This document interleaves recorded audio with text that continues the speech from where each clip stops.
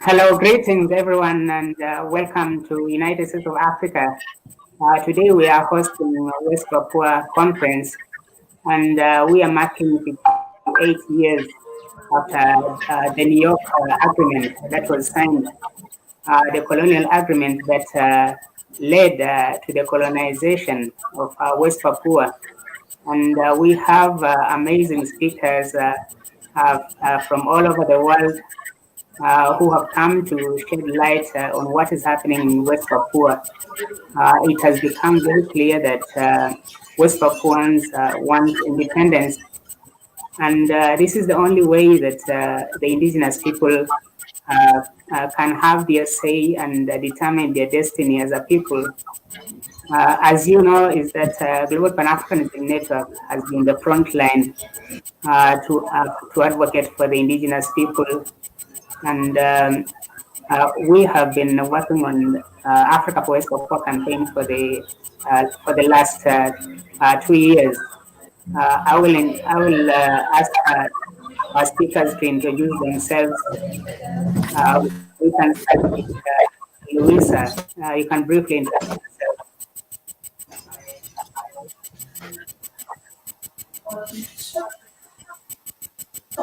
Louisa, you muted your mic. I'm on a video call. Internet's not good, so I want to go to the kitchen.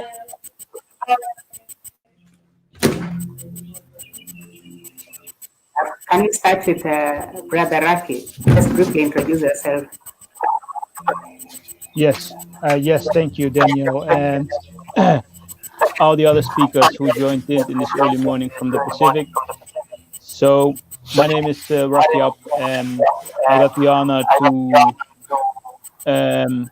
be appointed as spokesperson for Free West Papua campaign for, I think, for about 2 years now, and my role is to educate people about what is happening in West Papua since the sovereignty was transferred from the Netherlands to Indonesia and the new colonizer entered. And with this result, the slow motion genocide against the indigenous West Papuans. So, and I'm based in the Netherlands. So that's basically my role, educating people about what is happening in West Papua with all the other activists who support us in our campaign. Thank you. Thank you, Brother Raki, for introduction. We also have a representative from Solomon Islands. Can you please introduce yourself? Yes, thank you everyone. My name is Regenvanu, and I am part of the youth organization that have been speaking up on the issue of West Papua. At the moment, there have been a lot of sensitivities to the issue, so last week we had a dialogue and then we tried to map a way forward for the West Papuan issue. Later on, I'll put a detail on what we went through last week. Thank you.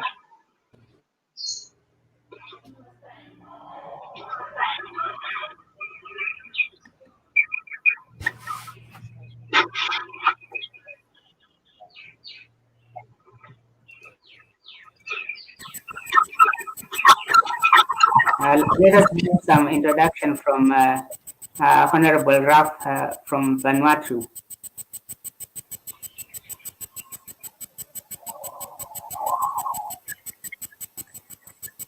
Can you please welcome to the platform and please introduce yourself.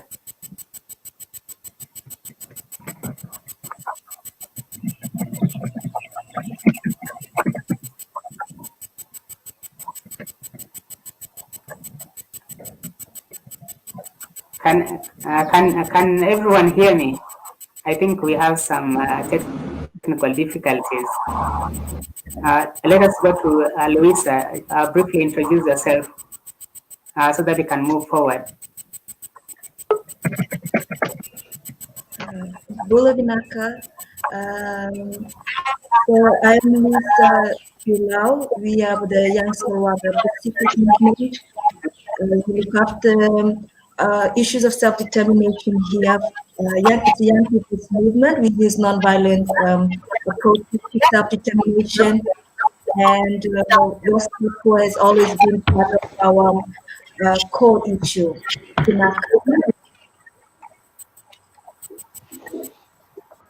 Welcome. Let us go to Honorable Raf from Vanuatu. Please welcome to the platform and introduce yourself briefly.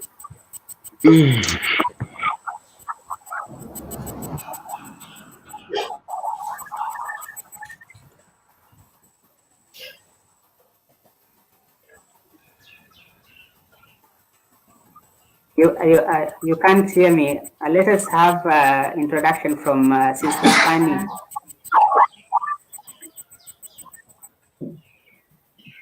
If you're not speaking, you can mute your mic temporarily. Thank you,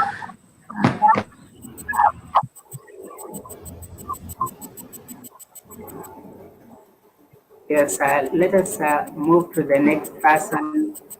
Brother Raf, are you able to hear me now?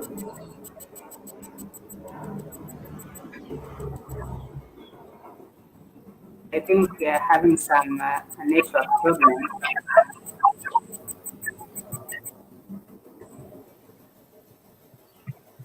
Brother Lewis Fry, can you hear me? Briefly introduce yourself and welcome to the platform. Thank you, Brother Daniel. Good night or good morning, everyone. To Brother Raki, Fanny, Luisa, and everyone. So, my name is Lewis Fry.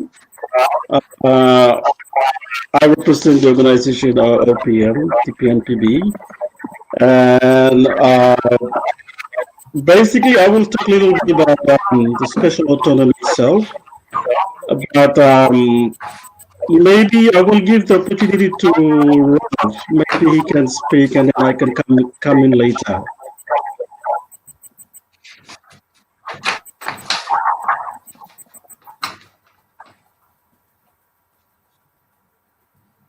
Daniel, can you hear me? Sorry. Yeah, I can hear you. All right, welcome to the platform. Let us have introduction from Luisa. Luisa, can you hear me? Yes, Daniel. I did not hear that. Did you ask for another introduction? Okay, you can introduce yourself. Okay. Bulagnak to everyone. So Young Solomon Pacific is a young people's movement that looks after various issues of self-determination, and West Papua is one of our core issues that, as young people, we've always taken it up.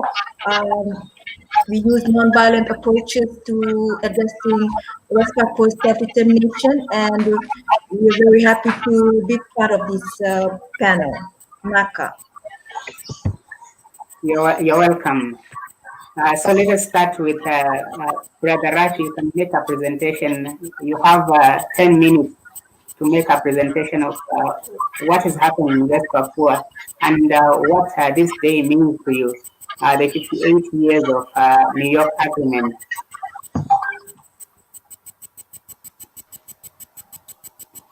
Yes, can everybody hear me? Yes. Yeah.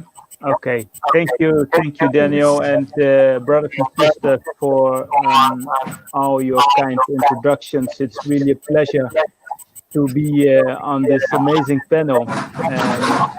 So this day marks an historic day of importance for the people of West Papua, because this was the day that the Netherlands signed an agreement with Indonesia on August 15, 1962. But I want to go some years before that, because just 2 years before that, just a second, can I ask everybody to mute themselves so we don't hear background noise? So if somebody speaks, everybody can unmute themselves. So we have a clear, we don't have noise. Is that possible? Because I hear a kind of noise. Okay, so I will continue. Yes, if everybody will try to unmute themselves.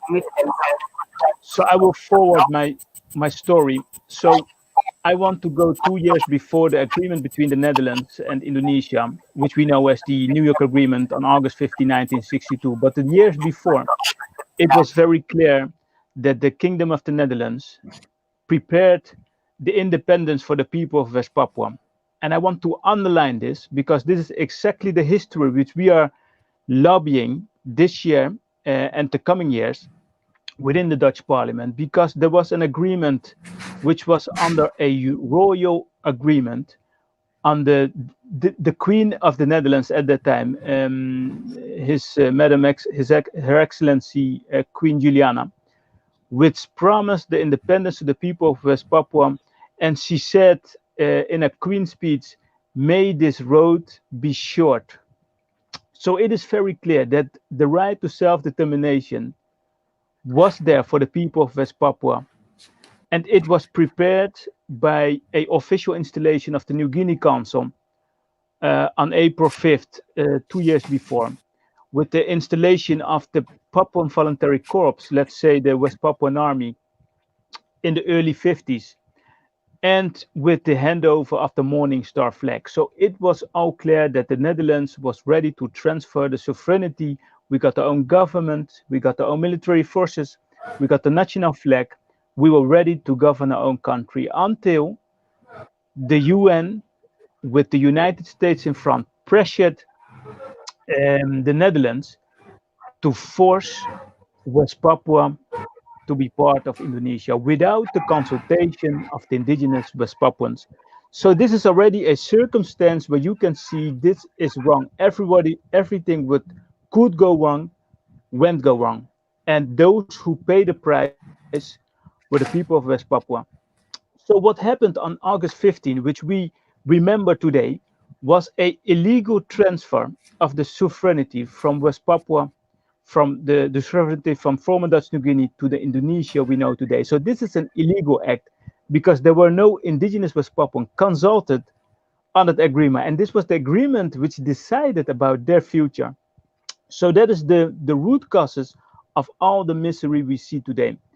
So mentioning that, it is clear that in the same agreement, there was an article which stated that the indigenous people of West Papua should have a fair vote, which we know as the Act of Free Choice, happened 7 years later in 1969, as we know today as the Act of, no choice or free choice, and where just a handful of West Papuans, 1,026, were handpicked on gunpoint and were threatened, their families, to choose for integration with Indonesia. So it's a row of a international failure with the United Nations who facilitated all this moment, with the result that West Papua is still being occupied until this day, and where NGOs are estimating that more than 500,000 indigenous West Papuans have been killed, have been victims, have been tortured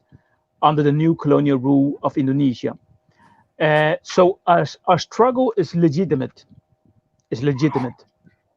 And the circumstances is that the world is allowing this to happen. And that is exactly our challenge. So from my point of view, as the autonomy is getting autonomy status, which Indonesia says is there for West Papua, which have been failed for decades. Now the West Papuans, want to throw it away from the table, and that's exactly the reason why we are supporting that. But this day marks the importance of the root causes why the West Papuans still are being colonized, why West Papuans are still being tortured, why West Papuans are still being killed. And that is really important for us to understand why, the misery is happening in West Papua.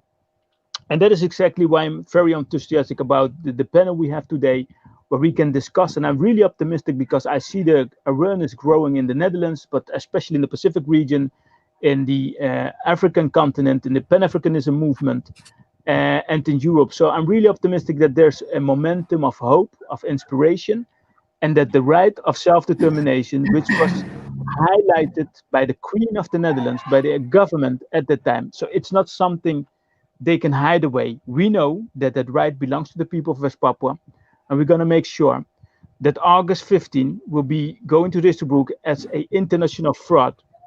And we're going to restore that history by giving the West Papuans the right to self-determination. And it doesn't matter in which way, but we know that it is the right for the people of West Papua. Thank you very much.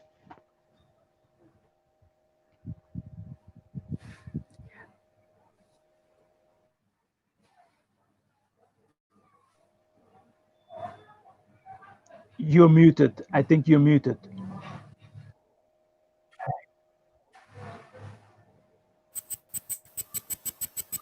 Hello, thank you very much, Brother Raki, for this presentation on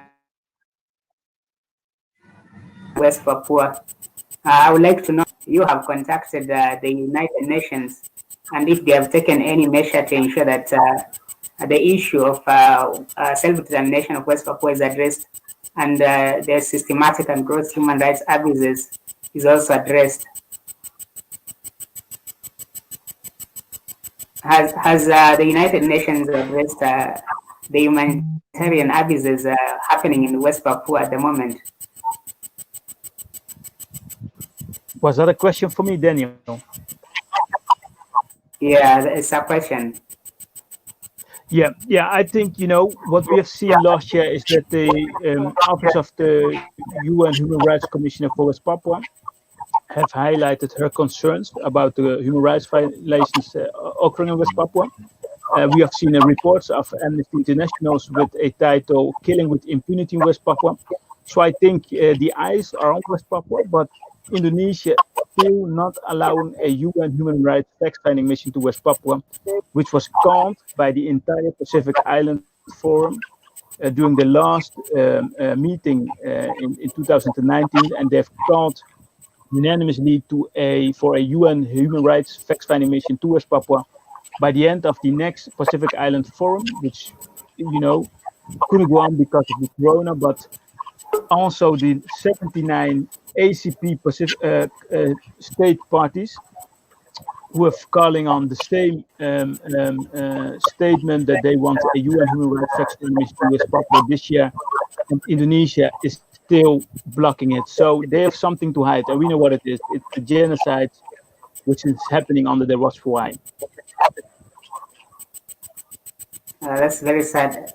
There is another question here in the comments. Is someone saying that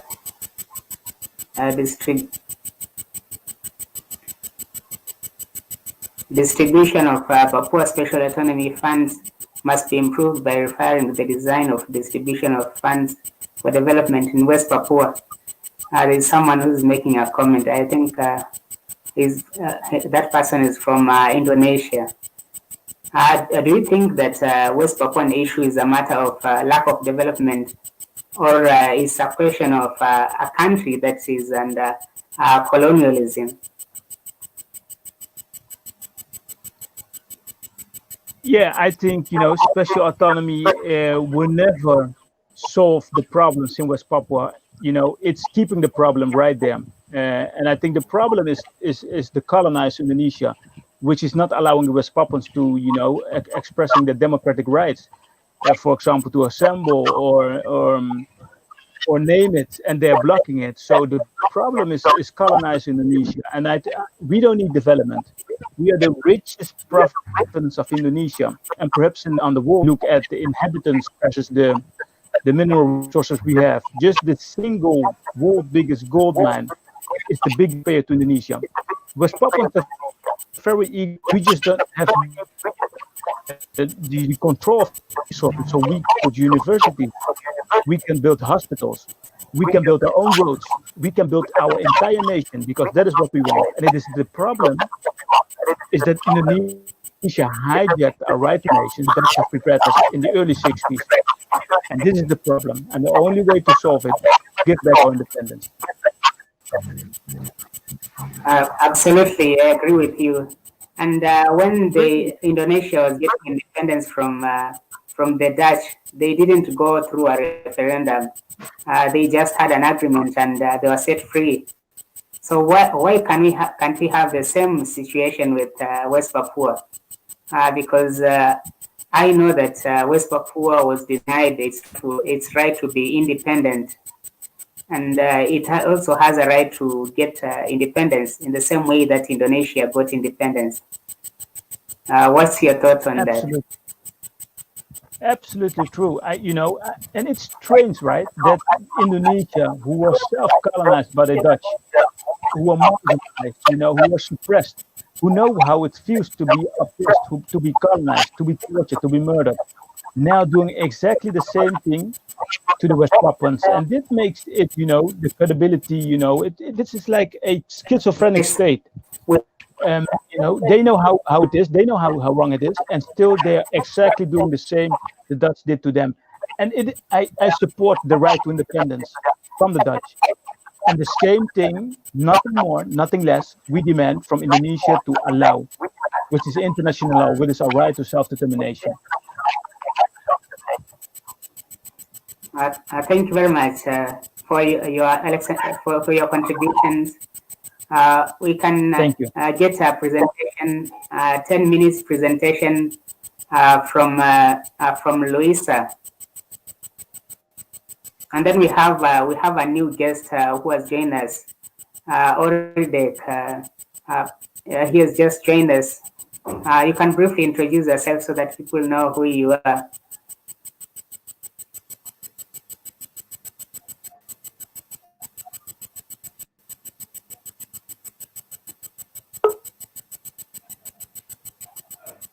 Can you hear me? Sorry, I'm not used to this. Can you hear me? Can you hear me? Yeah, can you hear me? You. Yeah? Okay. Sorry, I'm not used to this kind of seminars, but yes, thank you for having me.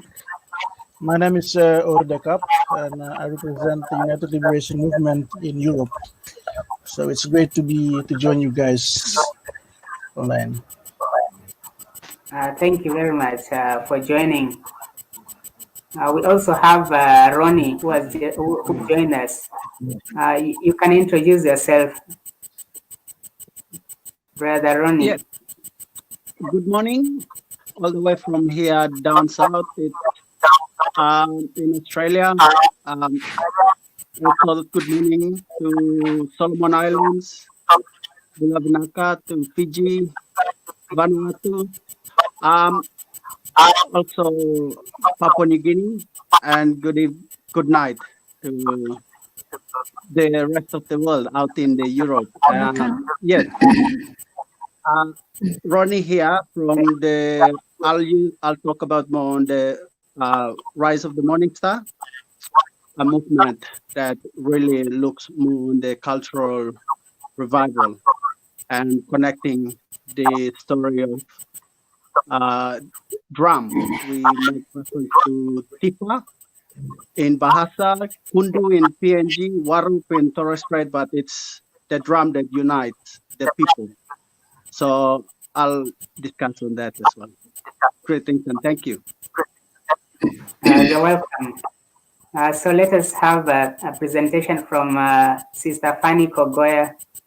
You have 10 minutes to make presentation on West Papua and what this day means. The New York Agreement is today we are marking 58 years.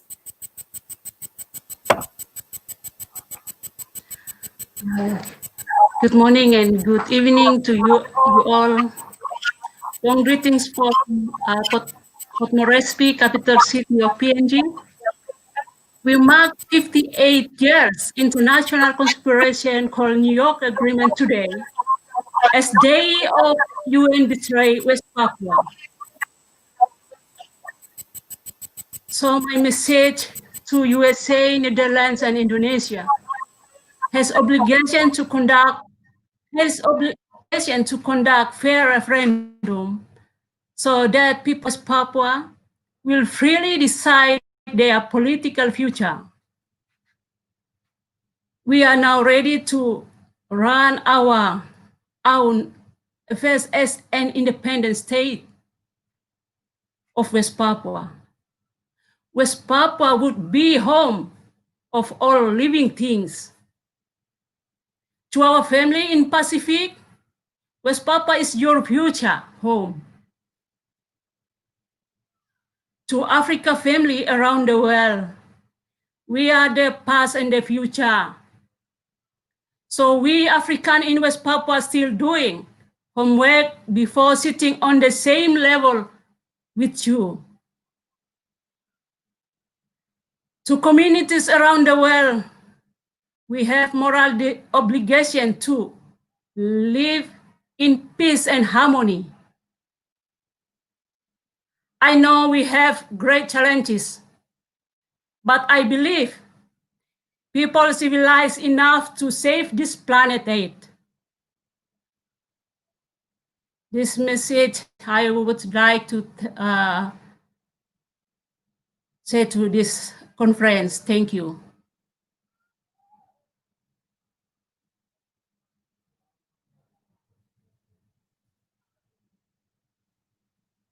Hello.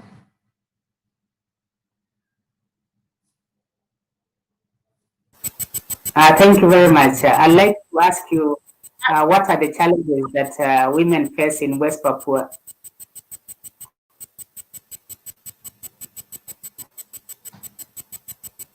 Sorry. Can you hear me now? Hello. Hello. I'm asking, can you hear me? It looks like we are having some network problems. I was asking, what are the challenges of living as a woman in West Papua? Which challenges Papuan women are facing amidst Indonesian colonialism? Yes, we know since Indonesia occupied West Papua, particularly women have facing many problems, domestic problems and external problems by Indonesia military.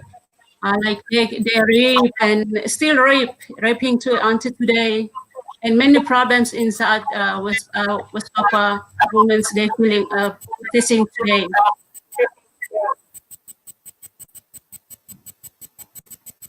That's very sad.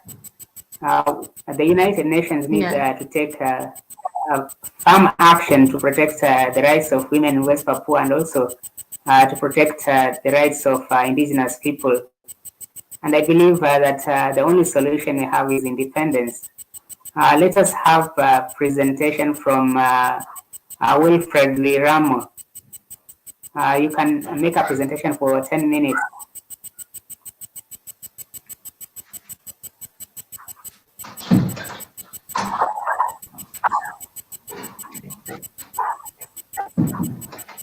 Okay.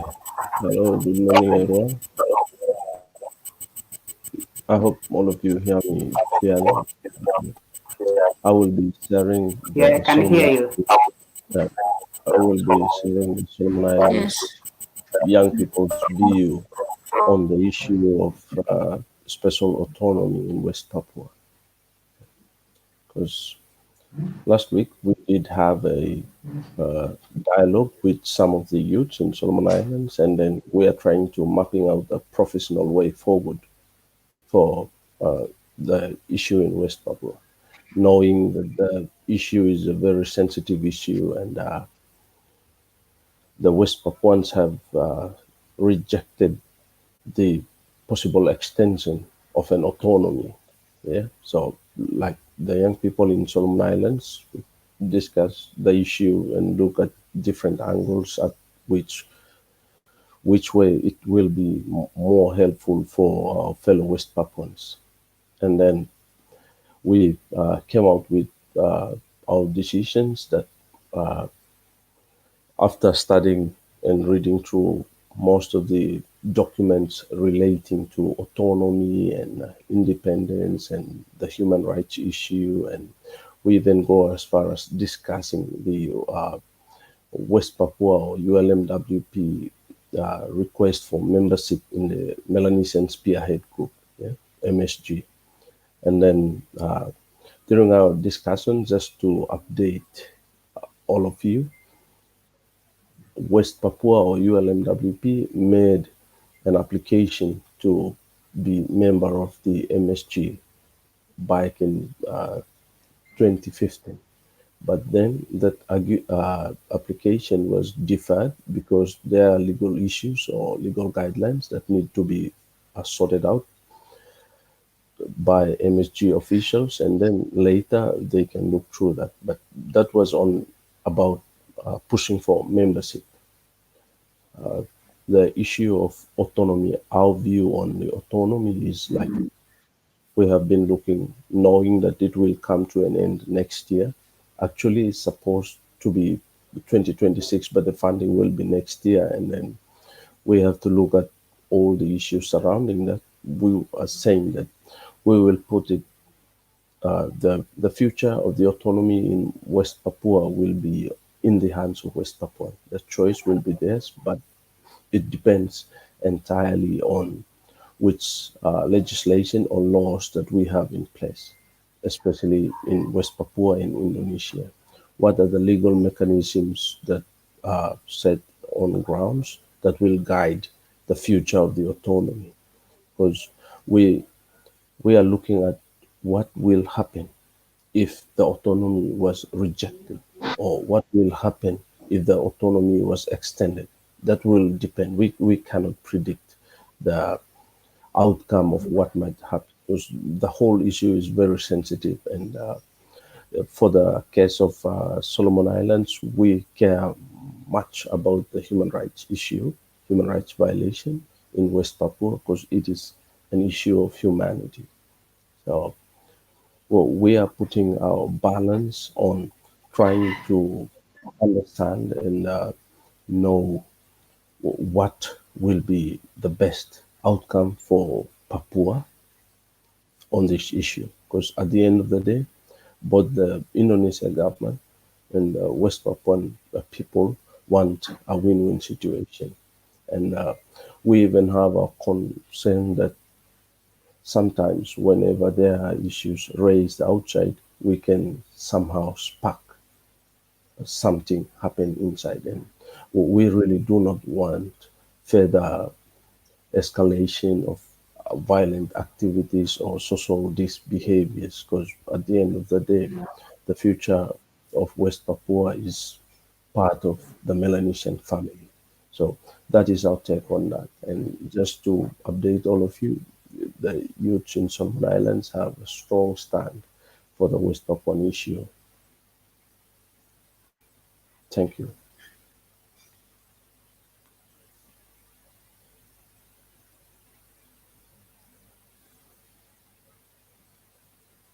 Daniel, I can't hear you.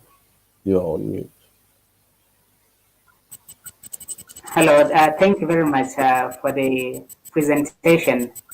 African countries, when they were fighting for independence, they did not go through referendum, but they had an agreement which guaranteed their right to be independent. Do you think that we should also do the same for West Papua? It depends. It depends. It depends on the situation. Like for the case of West Papua, it was under the rule of Indonesia, and it depends on how they will deal with it. For the case of African countries, it could be different in whichever context they are dealt with. But at the end of the day, what we want is a better future for everyone. Absolutely. Thank you very much for the presentation. We can have a presentation from Luisa from Fiji. Sister Luisa, can you hear me? Thank you, Daniel. 10 minutes to make a presentation.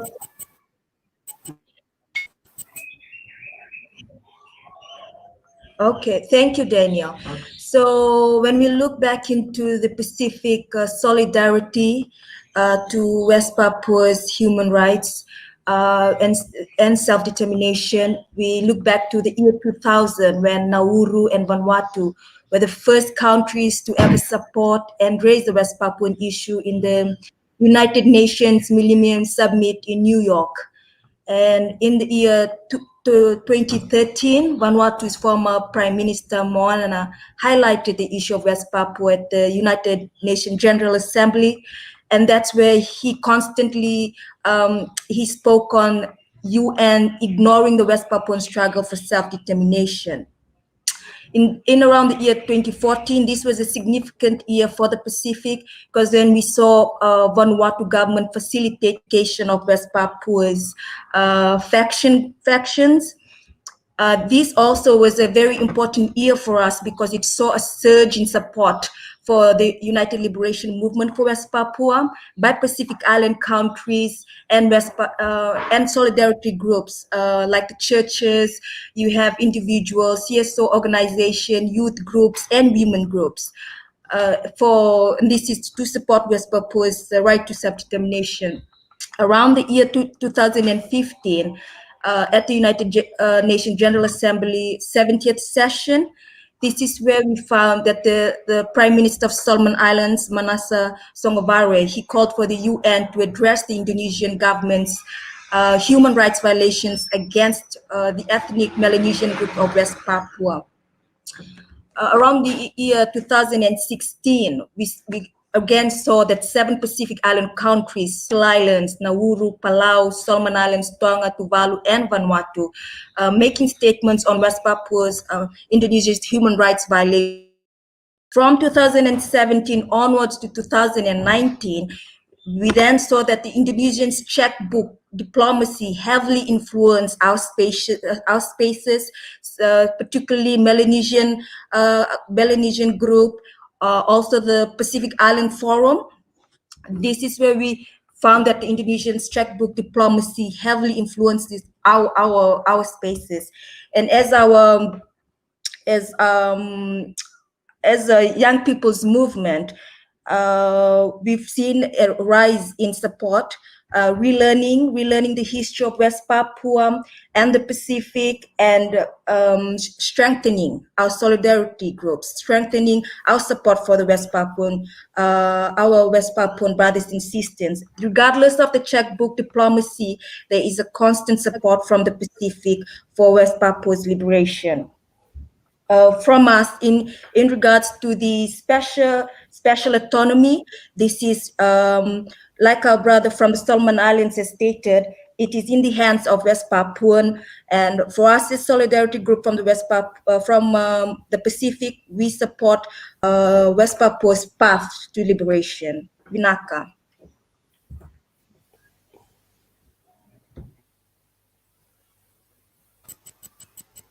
Thank you very much, Sister Luisa. We absolutely support the liberation struggles, and we also running solidarity campaigns for West Papua. We appreciate what you're doing in Fiji, and I'm sure that this is going to encourage more groups around the world to support West Papua. Let us have a presentation from Brother Ronnie.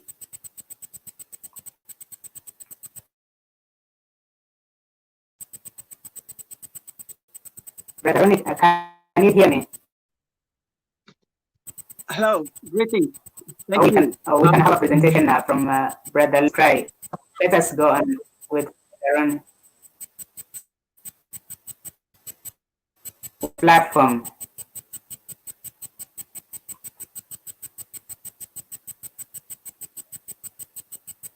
Is it my turn or Brother Brother Ron, can you hear us? I can.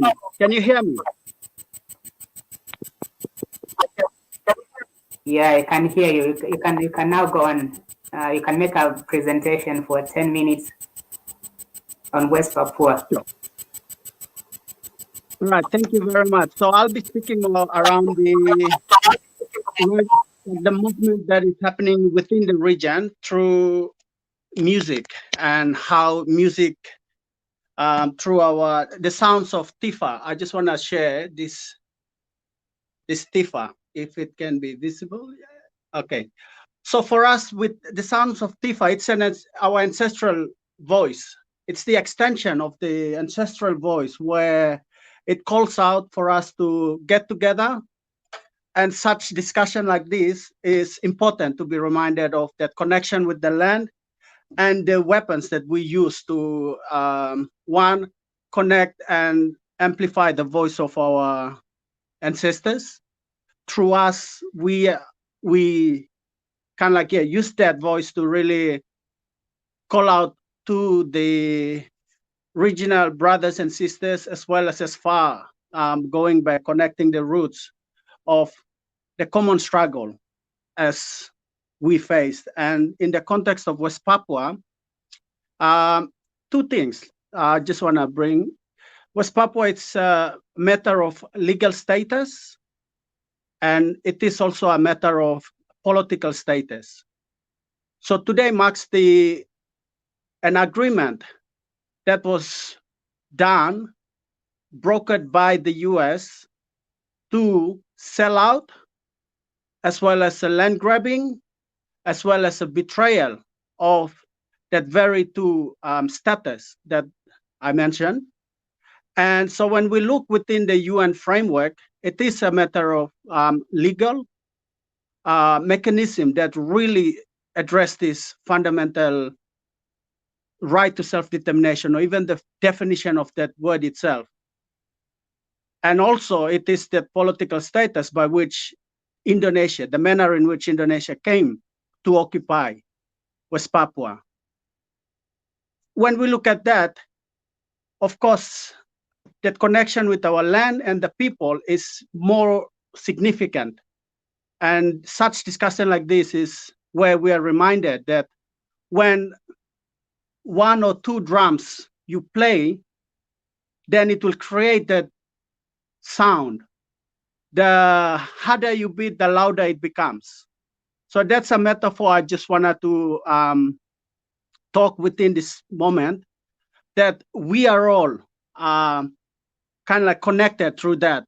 And if we can really play that rhythm in our own style, wherever we are, whether it's in Netherlands, whether it's in Nairobi, or whether it's here in Canberra, or right across to the Pacific, when we really hear that sound, the rhythm if we can beat the same rhythm, then the louder it will become, the sound, whether it is the aspirations of the people of West Papua that we're really amplifying, or whether it's connecting back to our roots, the dignity and the issues that we're facing with colonialism or imperialism, or even just a basic survival that any indigenous person continues to fight against the oppression.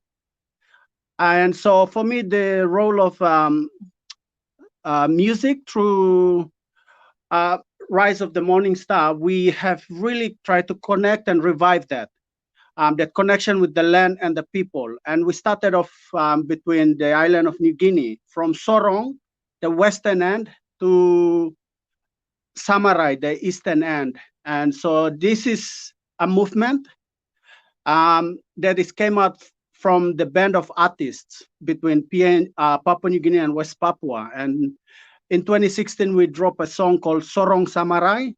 You can check it out on YouTube.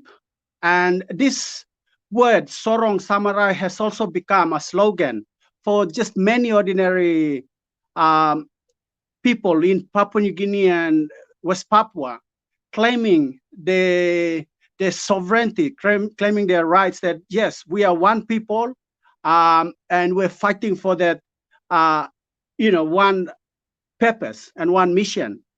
And so for me, it is also that message that I want to share and to reflect as we looking at today's a significant date in the history of West Papua, where the Papuans have been betrayed through this US brokered deal. But at the same time, we can also have that hope that together and through the sounds of TIFA, we can continue to amplify the voice of the people of West Papua. With that, thank you very much.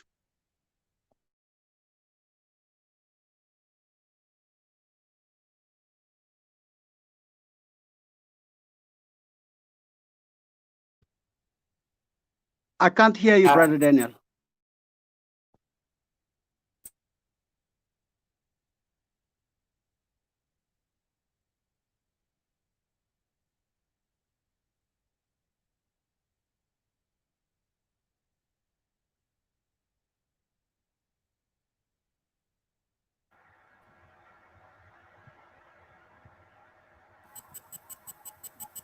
Thank you very much, Brother Ronnie, for the presentation. Music is a very important tool, and I agree with you that we can use music to sing the songs of freedom and to encourage West Papuans to be free and to also inspire that liberation struggle. We have seen that music played a key role in the African liberation struggle, and we can still use this as a tool of liberation. So let us have a presentation from Brother Lewis Pry. Welcome to the platform. All right. Yeah. Okay. Thank you, Brother Daniel.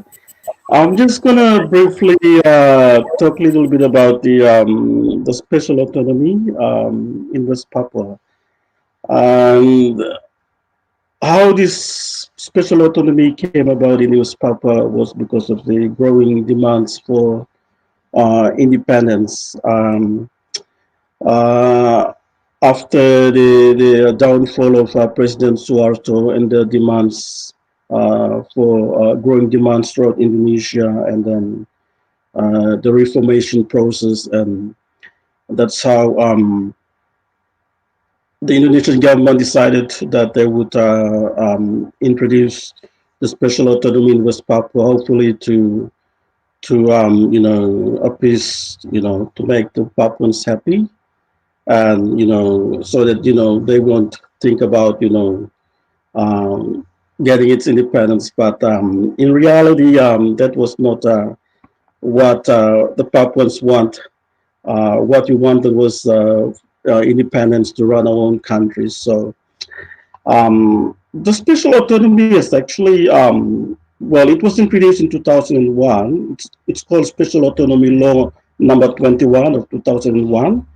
We, the people of West Papua, you know, since it was introduced till now, we've realized that a lot of rights of the indigenous Papuans were not fully implemented in that particular special autonomy. They were kind of like, they were held back by Jakarta. Although the special autonomy was actually, you know, written by Papuan academics themselves at the university, but when it was implemented, it wasn't fully, because they have to send it back to Jakarta to have it approved. So when it was implemented in West Papua, it was some kind of like everything was given back for us for it to be implemented in West Papua. So so basically, as part of its attempt to you know, to address the problems, you know, in West Papua, the Indonesian government decided to, you know, introduce this special autonomy bill for West Papua. So the bill was actually was drafted mostly by, you know, indigenous Papuans back in West Papua. The implementation of the law, however, has not, as I've expected, you know, I've mentioned, like it has not worked as expected. Like many of the laws that you know, laws requirement either have not been fully implemented, and in that special autonomy law, it has about 27 chapters and 79 articles. So it among the law, it basically spells out the explicit, the several basic principle of conflict resolution. So, for example, one of them would be one of the laws it talks about among is the principle. I mean, one of those principles is the greater authority granted to the province to implement its governance and manage its own natural resources in the best interest of the local people. And one that I'm particularly interested in is the second one, which talks about the law that recognizes respects the basic rights of the indigenous Papuans. So, for example, one of the rights of the West Papuan people that was actually mentioned in that was, well, it was mandated in that special autonomy law, was the establishment of what do we call it, Human Rights Court and Truth and Reconciliation Commission. This was actually mandated in the special autonomy. However, it wasn't kind of like fully implemented in West Papua, and this is one of the key area that the governor of Papua, Lucas Enembe, has been mentioning when every time he had he had a meeting with Jakarta, and he's been telling them about this particular institution, because it's very important that this institution is fully in operation, so that it can kind of like protect the rights of West Papuan people.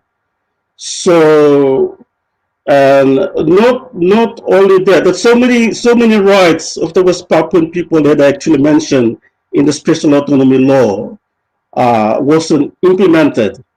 And that's why we were telling Jakarta, like, right now they were saying that they're trying to review again what went wrong, and then they're gonna implement the second phase. So we were like, us now, we were questioning Indonesia.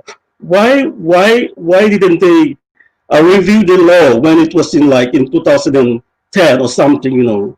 Because by then Papuans were already demanding that the special autonomy is not working. So all these years, what were they doing? They haven't done anything. And then, like, you have only 5 or 4 months left before the end of special autonomy, and then they're trying to review the whole special autonomy package. This is late.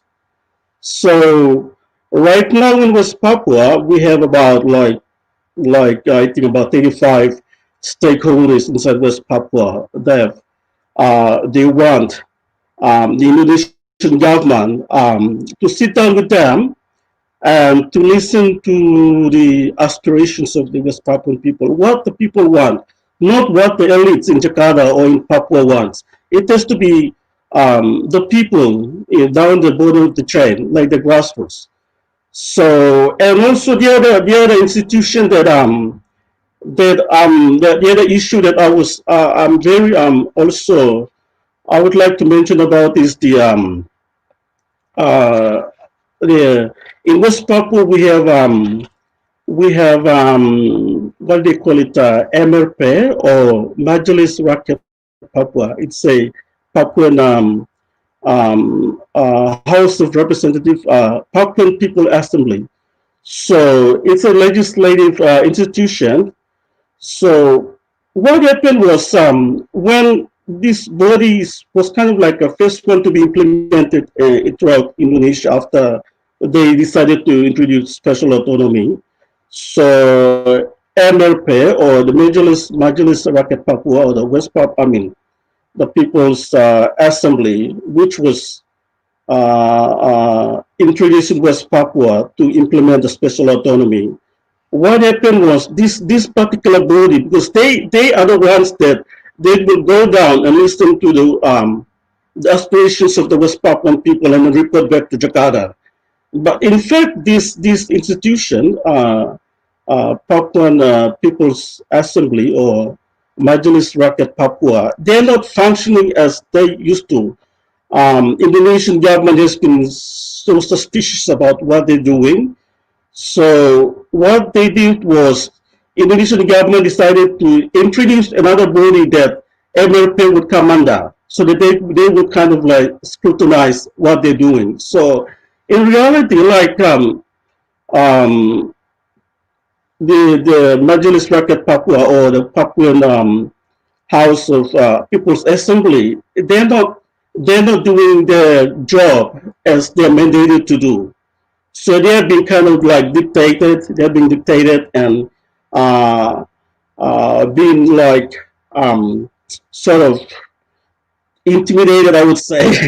So this is another area of concern. Like, we feel that, like, although the special autonomy was introduced in 2001, as far as we the people of West Papua know, the people have had actually hasn't benefited. What we've seen is just the developments, like Indonesia is claiming they're building roads and bridges, but the core issues in West Papua, which is our fundamental rights, our human rights, these are being overlooked. Although the special autonomy was introduced in 2001, we still have the issues of human rights. People have been killed. These are the concerns that we have, and we feel that, like, I think autonomy is not the solution. Indonesian government cannot continue to deny our rights. We feel that this is our legal rights to be free. And if special autonomy has not worked for us, then of course let us sit down together and find what's the solution out. Because Indonesia, Indonesia claims itself to be a leading democratic country, I would say, or upcoming. But these are some of the changes that Indonesia needs to look into, and this is the rights of the West Papuan people. They need to sit down with us. They couldn't just come and force something on us and expect us to follow. No, they need to sit down with us. And if the Papuans don't feel that special autonomy doesn't work, why can't we sit down, and why can't they sit down with us and find out exactly what we want? They cannot just come and force or decided that we will review the special autonomy again. And the latest hype was they're having all this closed door discussion. It's kind of like secret discussion without involving the key stakeholders inside West Papua. This is dangerous, and we are seeing the similar scenario like the 1962 New York Agreement, where Indonesian government failed to involve us,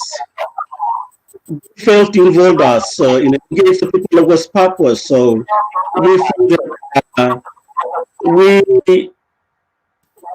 need to be given the opportunity to sit down together and then discuss what's best for the West Papuan people. Yeah. Thank you very much, Brother Lewis Cry. If autonomy has not worked, I believe then Indonesia needs to sit down with the indigenous people and listen what they want. Let us hear from Brother Oridek. You can make a presentation on what is happening in West Papua and which is the way forward. Yes. Should we seek for another autonomy or independence? Okay. Okay. Actually, I wasn't prepared to talk about. Can you hear me?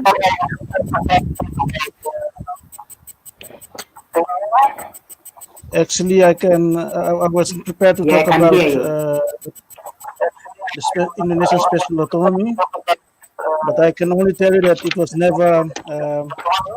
never designed to benefit the life of Papuans. So, and as many of our people have already stated for many years, since the beginning, since the very beginning, that this special autonomy package it's not the answer to all the problems in West Papua, and it was never meant to save our people. So so it's good to see that our people are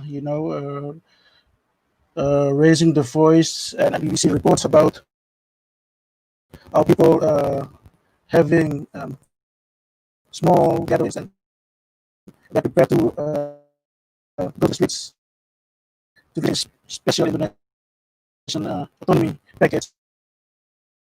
So it's actually not that important, because it's actually Indonesian internal problem.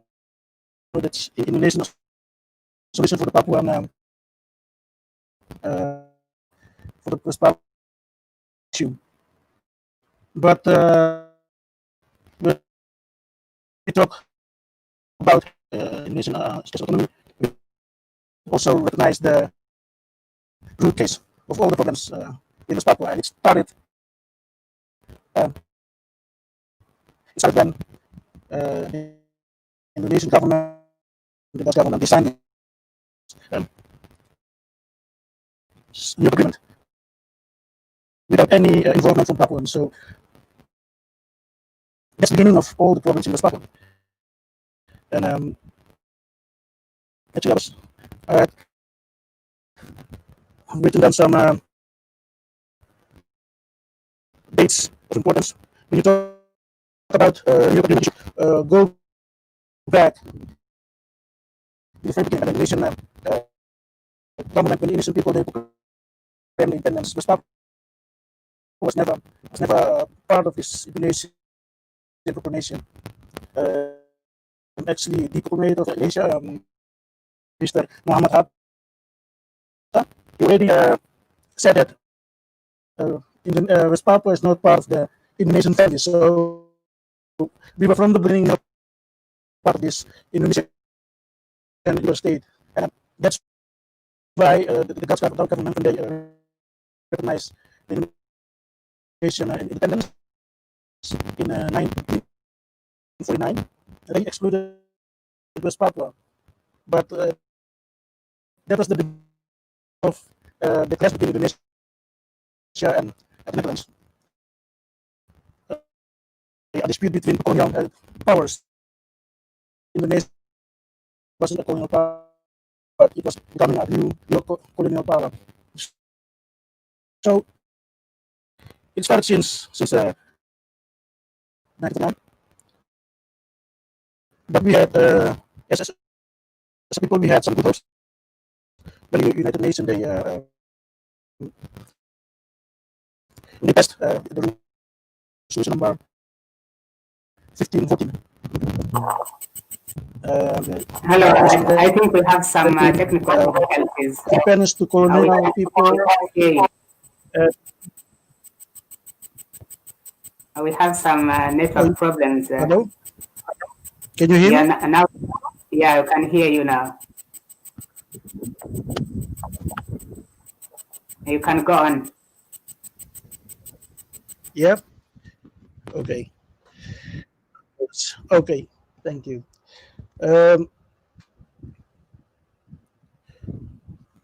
So, since the beginning of the 50s, there were always this clash between Indonesia and the Netherlands. But the Dutch government, they weren't prepared to give us independence yet. But they tried to maintain the rule of West Papua, but they knew somehow that they should grant the people of West Papua some kind of governance. So it started good in 1960, in the year of 1961. They established our first parliament, the Niguinea Council, on April the 5th. So it was a good start. We had a good trust in the Dutch government that they were actually really planning to give us our freedom. And But even 1 month later, the Dutch Prince Bernhard, he had a secret meeting with people like John F. Kennedy. So he was actually already having talks about how to hand over West Papua to Indonesia. And this is a setback, but at that moment, nobody knew about this secret mission to the States. And in that same year, on October the 19th, we had our first people congress, which our people came together and accepted the creation of the New Guinea Council. And we were also happy to receive our national anthem and our national flag, the Morning Star flag, on December the 1st. So 1961 was a good year, but our flag was only raised freely for 19 days, because on 19 December of that same year, the Indonesians had this big military operation they called Trikora, and that was the beginning of the killings of our people. So our flag, the Morning Star, had only was only in the air for 19 days, and after that, since then, yeah, the killing has started, and that was the beginning of the genocide, the slow most genocide in West Papua. And also because of this big military operation, the Dutch government was forced to negotiate with Indonesia, and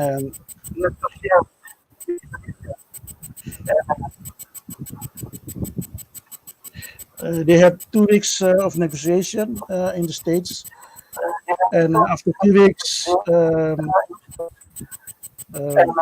Ambassador Edward Bunker submitted the bunker plan, what they call the bunker plan, and it was the setup of this New York Agreement.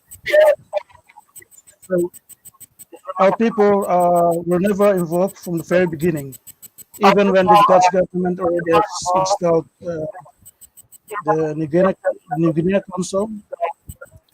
They were never involved in the decision making. So we should question ourselves the legality of this so-called New York Agreement.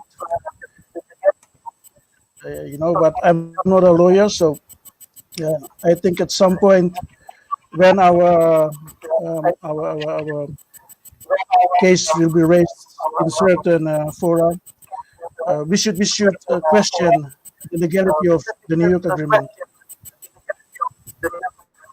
And maybe then real solution can come up, because this the case of West Papua is not a domestic issue anymore for Indonesia. As you can see, this case will be brought back to the United Nations, because that was the beginning from all the suffering from our people. And there's no other solution but to bring West Papua back to the United Nations.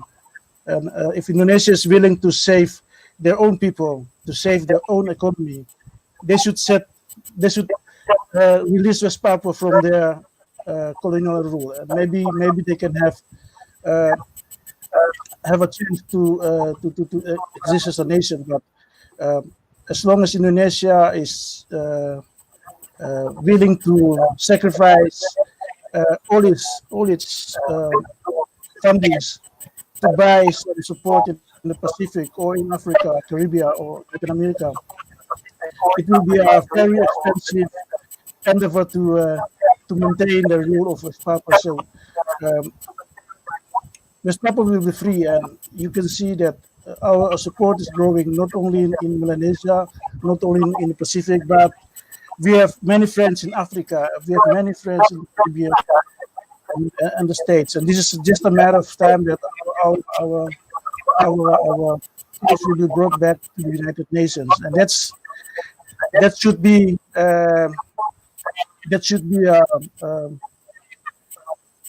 a challenge for all of us to it was good that seven countries in the Pacific they spoke about West Papua, but we need more than 7 voices to bring West Papua back to the agenda. We need more than 7 voices. So we have a lot of work to do, but we are happy that there's still voice for our voiceless people in West Papua. And as Ronnie said, it's like the beating of our drums, our kunda, our pifa. This sound, when people hear this sound, they will hear our spirit, they will hear our fighting spirit, they will hear the cry from others. So it is just a matter of time, and we are happy that our brothers and sisters in the Pacific are standing strong and raising their voice for our people. And we are now happy that our brothers and sisters in Africa, they are also making a stand. Thank you for you, brother Daniel in Kenya. You are doing a good job, and we need more people like you guys. We need more people, not only in Africa. We have a big challenge also here in Europe, but Europe has lost itself. So somehow we know that our freedom cry will arrive too in Europe, but it's just a matter of time when all of us are working together to bring the voice of West Papua to the world. Of course, the world will not. They will listen, and it's up to us. It's up to us. It's up to our Papuan people to make a stand, because nobody. Freedom will not come from Europe. Freedom will not come from America or which other country. Freedom will come from West Papua. So I would like to say to my people that stand strong, because we are on the winning side. We are standing on the right side of history, and if you truly believe, and never forget to pray to God that He has all the wisdom and all the strength to give us hope to look forward and to meet our enemies in the future. So for this time, apologies for not having a prepared what you call the Papuan presentation, some kind of presentation to share with you, but I'm happy and it was an honor to join you guys today. I hope that after this webinar, we'll all think about the short term and the long term process forward, because we need to be a raging river. We need to be a big ocean. Our point should be should come like a tsunami and destroy all these buildings of colonialism. Thank you for your time. Wah. Thank you very much, Brother Oridek, for making a presentation on the status of West Papua. We have a new West Papua. As Susan has just joined us, please introduce herself. She'll be speaking about the oppression of Papuan women in post-New York Agreement. Welcome to the platform. You need to unmute your mic so that you.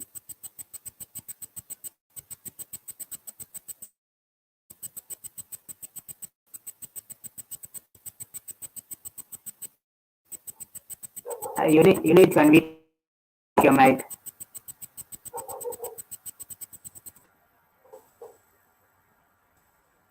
Press the unmute button, Susan. The unmute button. You have to press that. Oh, the unmute button. Yeah, that's it. You're on. Yeah. Welcome to the platform. Okay. Good morning. Sorry. Good morning, West Papua, Vanuatu, Solomon Island, Fiji, and Australia. And good morning, Nairobi and Amsterdam, and greetings to everyone. Thank you for this opportunity. I'm honorable to speak among some respectable speakers. My discussion argue why Mama Papua continues to cry for her innocent child being killed, raped, tortured, imprisoned, and not born at all under the colonialism brutal occupation. This will be the view of three aspects: colonialism, militarism, and imperialism. Firstly, I want to point out that New York Agreement is a land grabbing exercise that sell out West Papuan land and people to foreign colonial and imperial powers, mainly the foreign capitalists. I regrets to colonialism. Indonesian government is illegally occupying West Papua. West Papua was and continue to be occupying under colonialism iron fist. Their military occupation came in the form of rape and our women and girls. Their military occupation come in the form of rape of our women and girls, marginalization of indigenous Papuans, exploitation of natural resources, intimidation tactic, unjust law, and suppression of the people power movement. It is a systematic and systemic form to abuse that led to many deaths. In other words, a slow motion genocide, ethnocide, and ecocide. We have lived and survived trauma, and our memory of suffering have passed down from generation before us. West Papua is a colony that was made possible under two international agreements: the New York Agreements on August 1590 and 62, and Roma Agreements on a month later, which subject West Papua to Indonesia without consultation nor involvement of the indigenous people. The Indonesian government publicity lie about West Papuan national liberation. Indonesian claim that there is no West Papuan calling for independence from Indonesia. They manipulate the international law and claim the so-called PEPRA or simply edge of noise choice, in their view, as a democratic method. As a result, our natural and human resources were exploited. The Operation Tricora on 19 December 1961 opens the door to brutal colonialization of West Papua. Human rights abuses reported over the years by many NGO has a high number of women being killed, raped, and tortured, including stigmatization of being a separatist in Tanah Papua. Secondly, in regards to militarism, the Indonesian militarism and police force continue to rape with Papuan women. This is a very common yet not often reported. For me and my people, West Papuan land is Mama for us. Mama gives birth to a new life. Mama is love to the family, the tribe, and clan. The period of pregnancy until birth is a time for emotional bonding between mama and the child. The responsibility of raising a new life and the family is just like Mother Earth looking after and nurturing the land and sea. Sadly, the Indonesian National Army or TNI and police do not understand the significance and the land. Instead, they continue to carry out their ecocidal programs by providing security for foreign investor. even their own business. Papua women and girls are often victims of military oppression.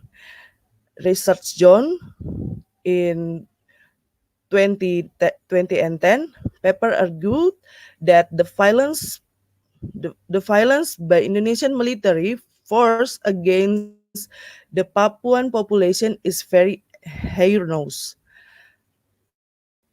As outlined in his paper, the testimony of a woman's vagina being cut and fed to their husband is a fact of the atrocity.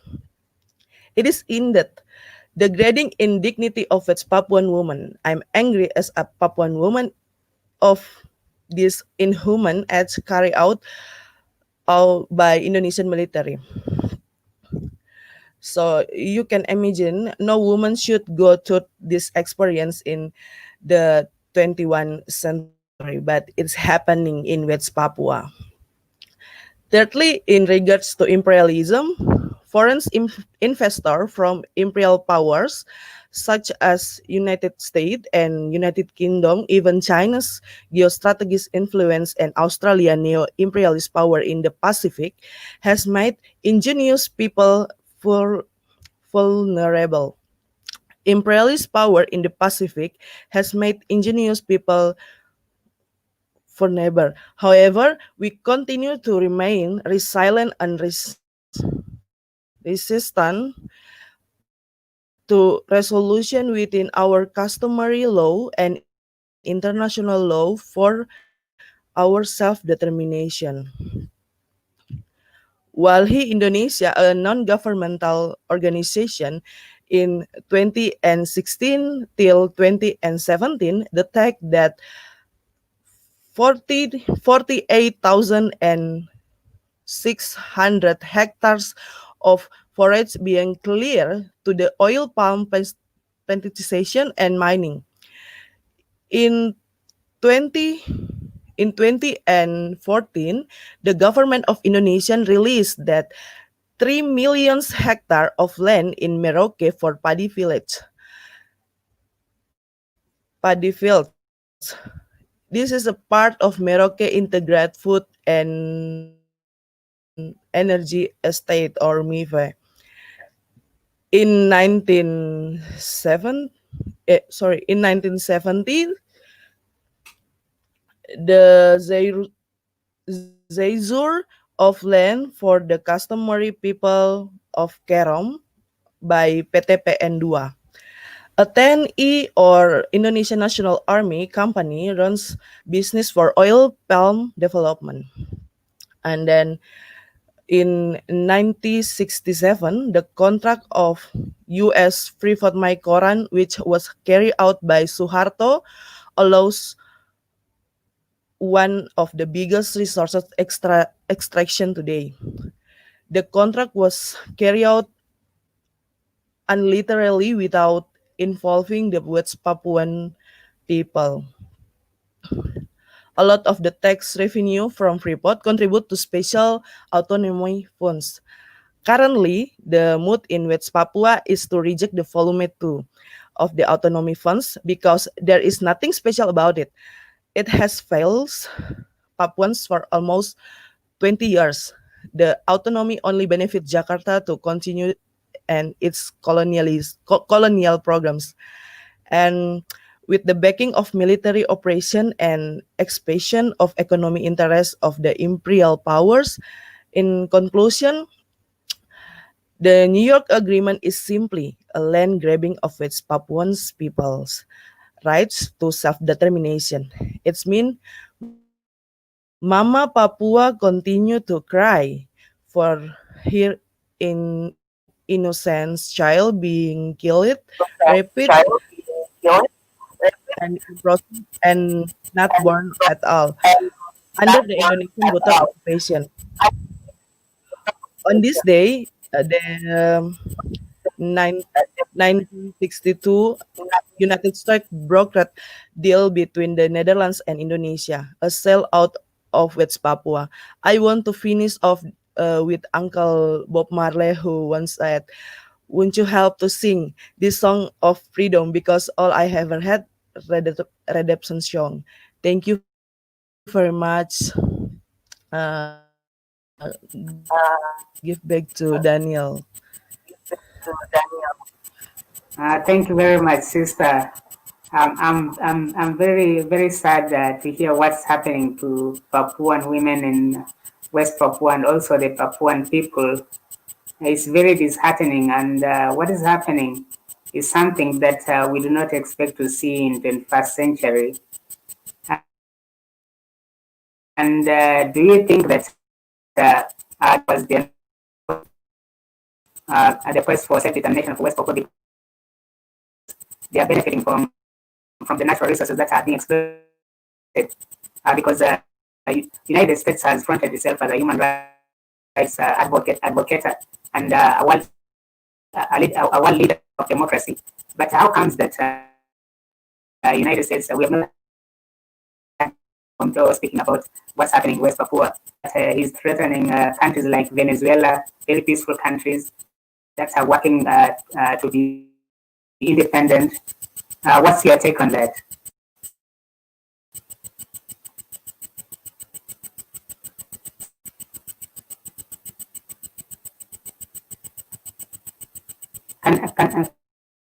I think I can't hear what I'm saying. Can you get some response from Sister Lisa?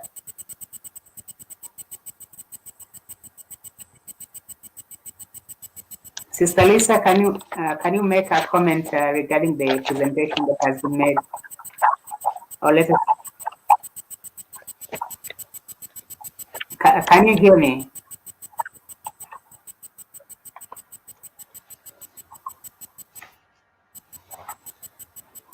Are you hearing me now? Because I think there's some technical difficulties. Let us hear from Brother Raki. Do you have any comment to make?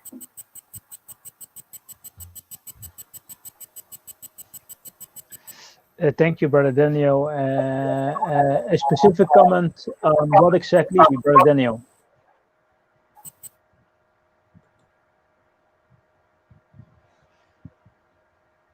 Can you hear me? Can you hear me? Can you all hear me? Can you hear me now? Yes. Yeah, now I can hear you now.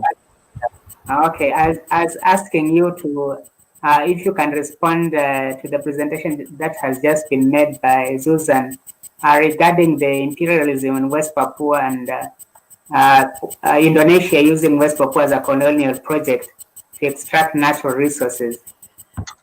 Yeah, thank you. Yeah, absolutely. I want to thank Sister Susan for highlighting that. And that is exactly the same story which I'm educating here in the Netherlands, where I'm based, but on every opportunity which I got on behalf of the West Papua campaign, I'm highlighting, that colonialism is the tool to extract our mineral resources. That's the only reason why Indonesia don't want us to be independent. And it's the same reason why the Netherlands, why the US, and why Australia supported until this day, and all the Western countries who are benefiting from our resources at the expense of the indigenous people of West Papua. So the only reason Indonesia is there is because of economic interest.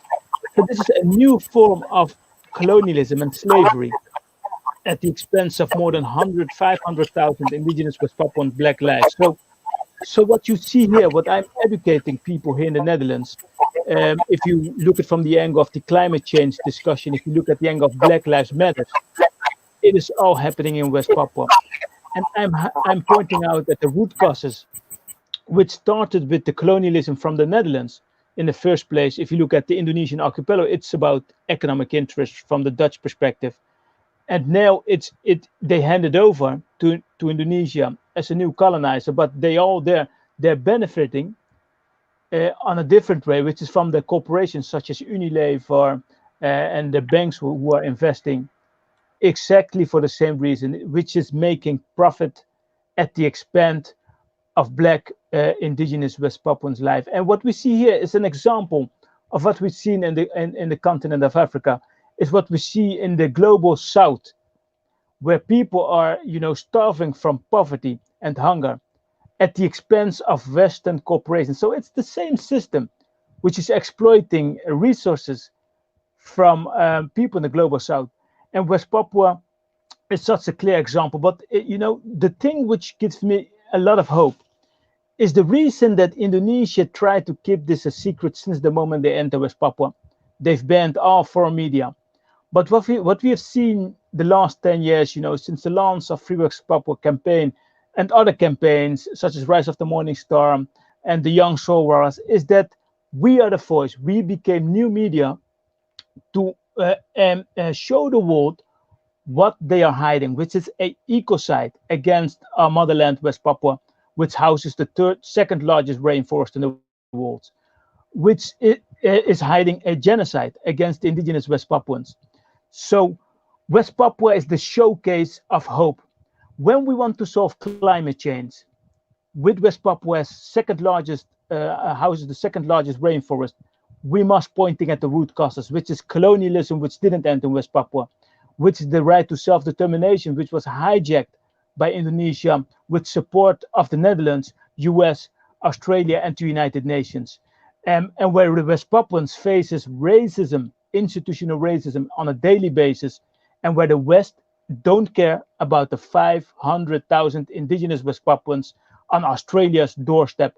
This is the perspective on climate change from the indigenous people of West Papua, and also from indigenous peoples all around the world in Africa and Amazon.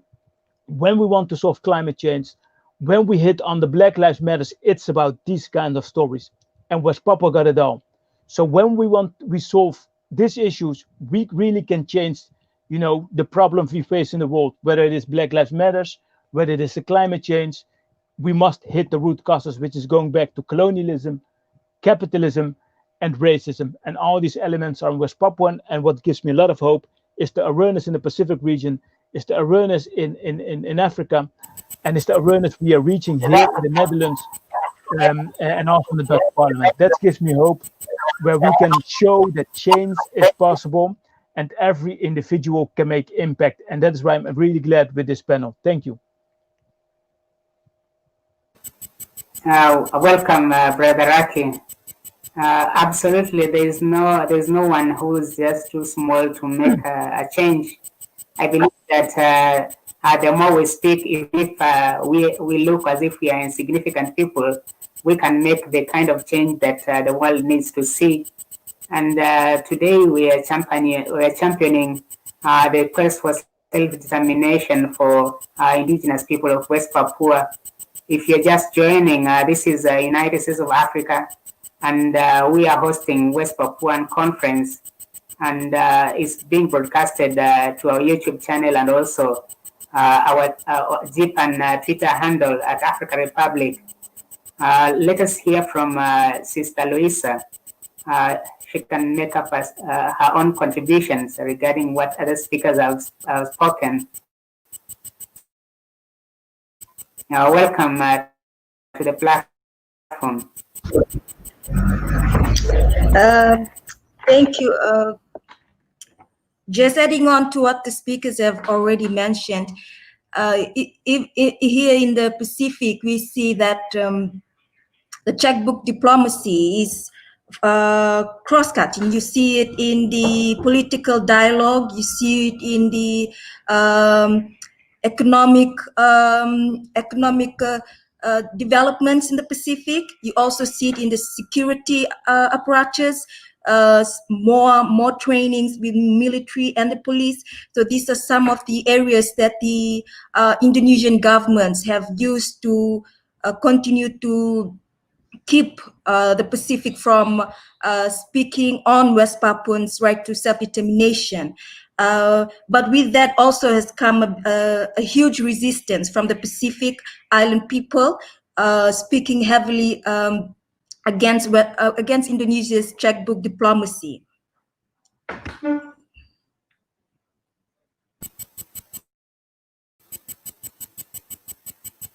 Thank you, Sister Luisa. We've also been seeing Indonesian boats trying to spread fake news about what is happening in West Papua. Could it be one of the strategies that they're trying to use information so that the world does not see the systematic human rights abuses and the colonialism that is ongoing in West Papua?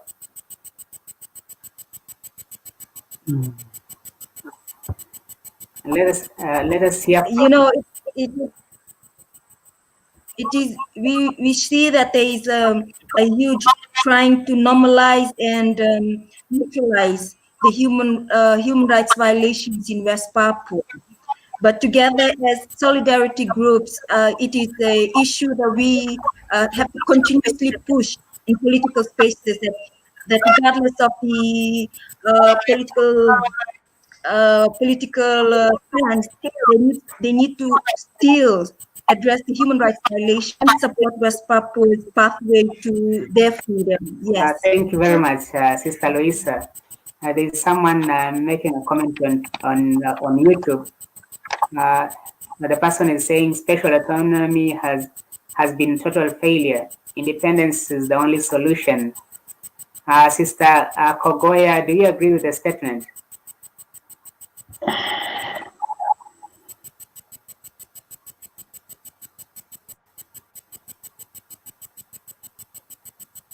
Can you hear us?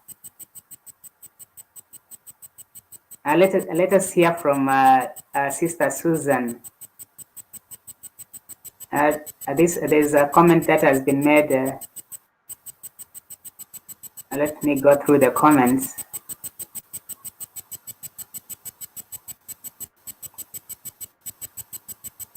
Papua problem must start from historical rectification, not peaceful dialogue. This is one of the comments that has been made. And then we have another comment.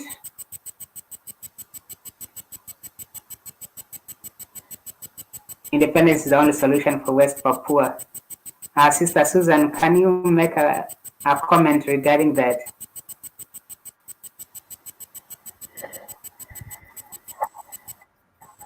Okay. I think it's important to make it clear about the history, and Indonesian government have to say that it's true that West Papuan was independent on 1st December 1961. So the Indonesian government have to say that, and then the peaceful dialogues, I think we have to talk about it more seriously, because the Indonesian have so many strategy and so many tactics to make West Papua is legal in Indonesia. So it's like I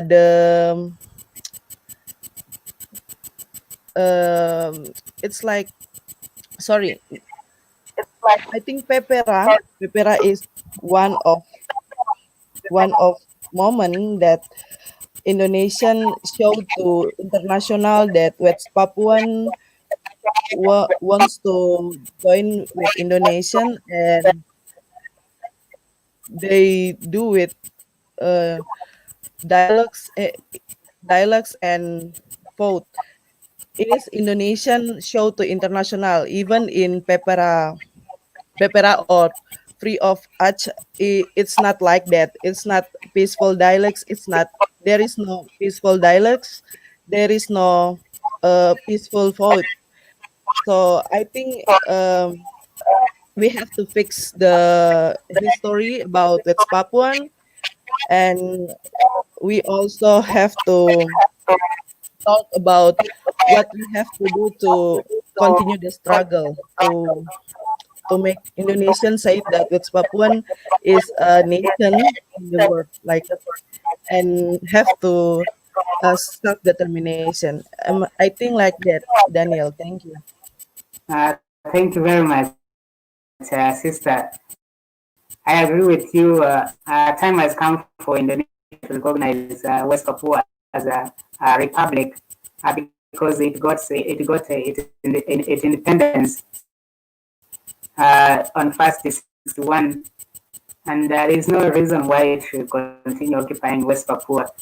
Let us hear from Brother Oridek. Do you have a comment to make?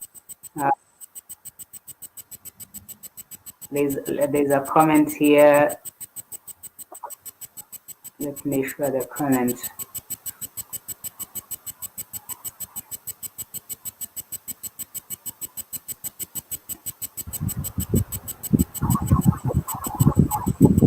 There have been complaints about racism in West Papua.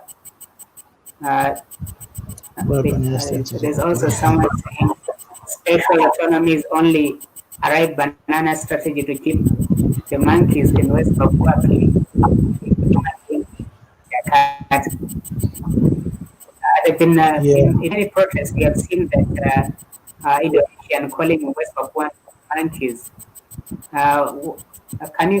Do you have anything to say regarding the magnitude of racism that is happening against indigenous people in West Papua?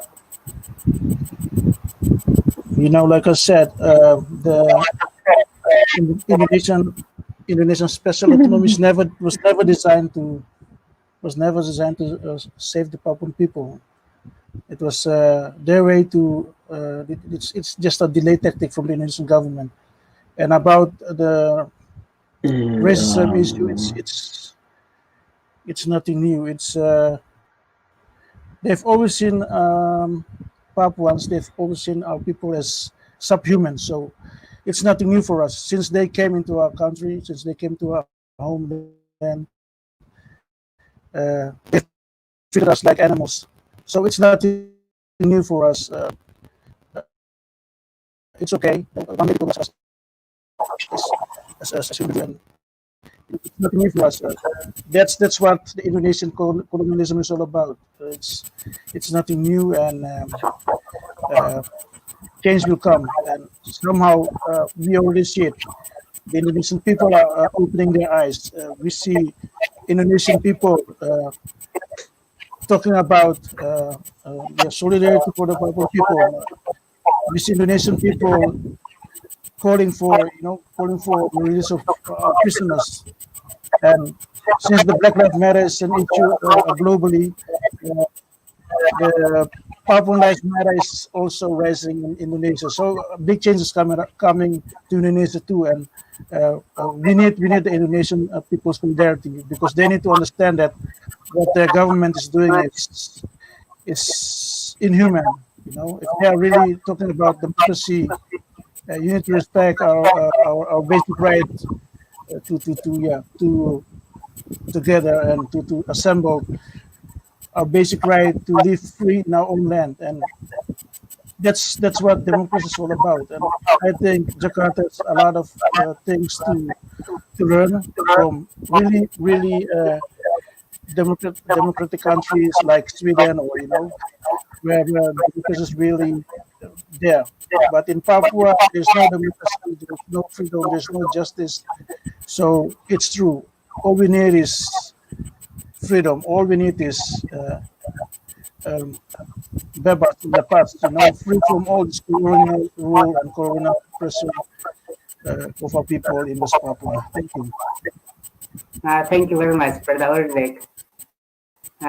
Let us hear from Sister Fanny.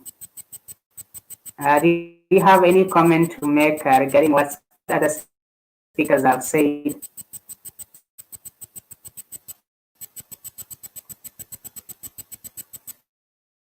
Can you hear me, Sister Fanny?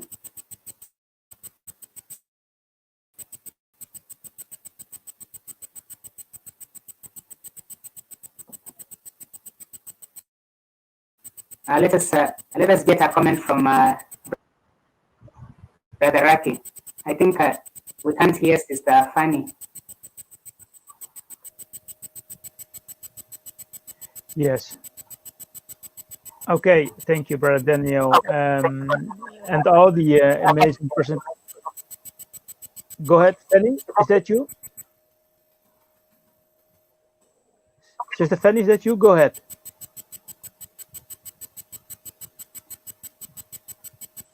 Okay, then I will continue. Yeah, no, I think it's absolutely clear, underlining the words of the previous speakers. And, there is no discussion. Listening to the Queen's speech of the Netherlands in the early 60s, the right of self-determination belongs to the people of West Papua. Autonomy is just a tool for the colonizer to keep the territory colonized. It's that simple. So our challenge is to make sure that the world is going to be educated about unfinished decolonization, which is what's happening in West Papua. And that is exactly why I'm happy that 7 Pacific countries have raised their concern and their voice using the highest platform on the UN General Assembly to highlight this unfinished decolonization in the Pacific region. And this voice is getting stronger as the drum sound that Brother Ronnie has expressed earlier. It's getting stronger and it's getting bigger. This is about truth, this is about facts, and this is about international law.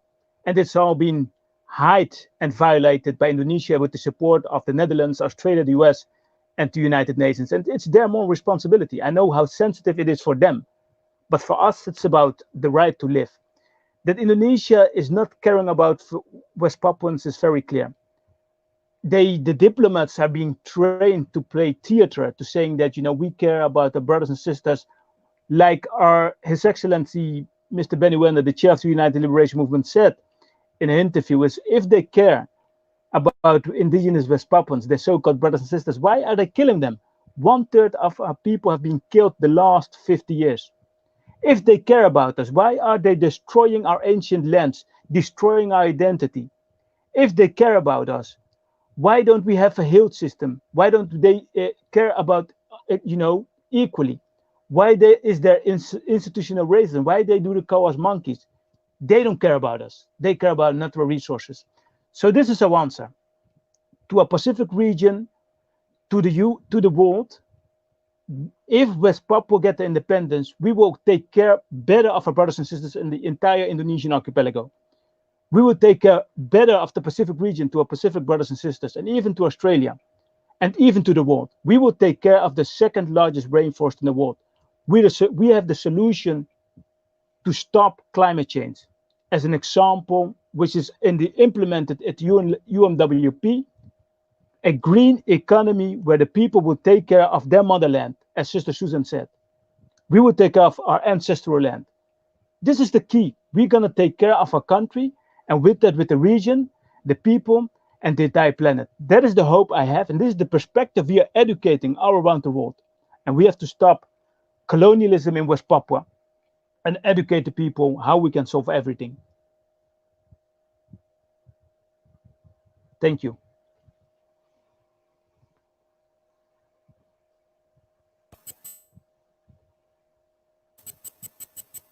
Thank you, Brother Raki, for making a presentation.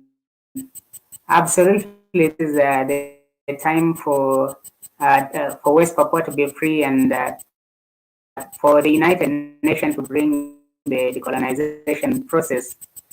This is the right time for the UN Secretary General to bring West Papuan issue and put West Papua into decolonization list, because West Papuan will have endured for a very long period of time, and there is no African country. There's only one, Western Sahara, that has been colonized twice. It's just like West Papua, and it's also a wake-up call for the African Union to take up its international position and begin getting involved in issues that affect people of African descent.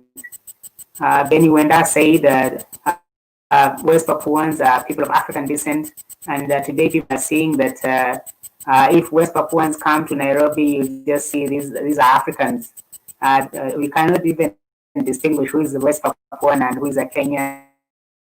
And yeah, we are all one. And this is why Global Pan Africanism Network has been running a campaign to unite all people of African descent, so that we can be able to address what we are facing. because even in Africa we have the same challenge. We are having the problem where Western corporations are kind of siphoning our oil and then processing it and then selling it back to us. They are taking away our gold and they go and refine it, and then they come and sell us refined jewelry. So it's basically neo-colonialism that's happening in Africa. And we've also been running campaigns to decolonize Africa. But decolonization of Africa starts with the decolonization of the mind. We need to embrace the liberated mindset. And in West Papuan issue, we have to continue raising our voices until self-determination is granted. Let us hear from Brother Lewis Fry. Brother Lewis Fry, welcome to the platform. You can make a comment regarding the discussion that we are making today. Yeah, thank you, Brother Daniel. Just a little bit on the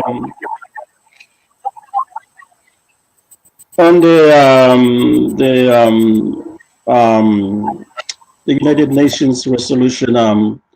Yeah, basically, I just want to touch base again. The international community should be made known that West Papua conflict is really an unfinished business of decolonization under United Nations resolution number 1514 of December 14, 1960. So United Nations basically failed to grant independence to West Papua at the times because the Netherlands government bending over backwards to all of United States of America proposal to trade West Papua to Indonesia for its own interests, which is through the 1962 New York Agreement. So Netherlands as a colonial power failed to allow the process of Article 73E of the United Nations, to its completion, that is to grant independence to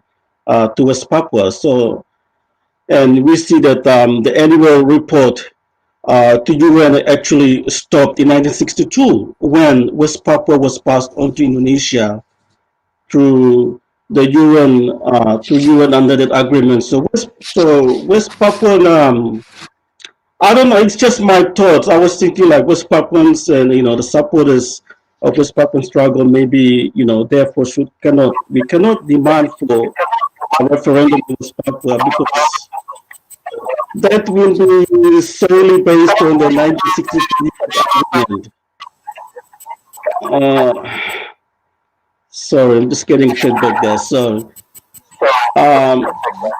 thank you. So do you have any final comments? Yeah, my concern is like we cannot demand for referendum in West Papua because that will be solely based on the 1962 New York Agreement, because these are some of the international conspiracy, and an agreement that has been seen as a U.S. proposal to get Indonesia into this side of this Cold War, and it's not really for West Papuan interests. So I mean, this is just my personal opinions. Like West Papuan and West Papuan should understand that Indonesia has been illegal in West Papua from the start, and therefore anything that involves Indonesia and West Papua are all illegal, including the 1962 New York Agreement, the 1967 Agreement, 1967 the Freeport Agreement. So, and also the 1969 Act of Free Choice, and then the recent one, the 2001 Autonomy laws. So all these are laws and acts of policies that are being implemented in West Papua by Indonesia and its partners. So in this regard, the referendum agenda is not really in line with the West Papuan struggle for independence. So this is just basically my thought, my opinion. Yes, so maybe others might want to add a comment, but these are just basically my opinion. I don't know, maybe Brother Regan might want to add something, I don't know, but yeah, maybe Brother Ronnie want to add something, but this is just my thought because after all, if we look at the UN Resolution 1514, that is the basis that we can argue to that UN can come back and complete that, the decolonization process. So, yeah. Absolutely. If we base our freedom based on the colonial agreement, I think we are going to have some problems. I can share your views, Brother Lewis. So the only way that West Papua can be free is through the United Nations resolution. And let us get some final words from Brother Raki.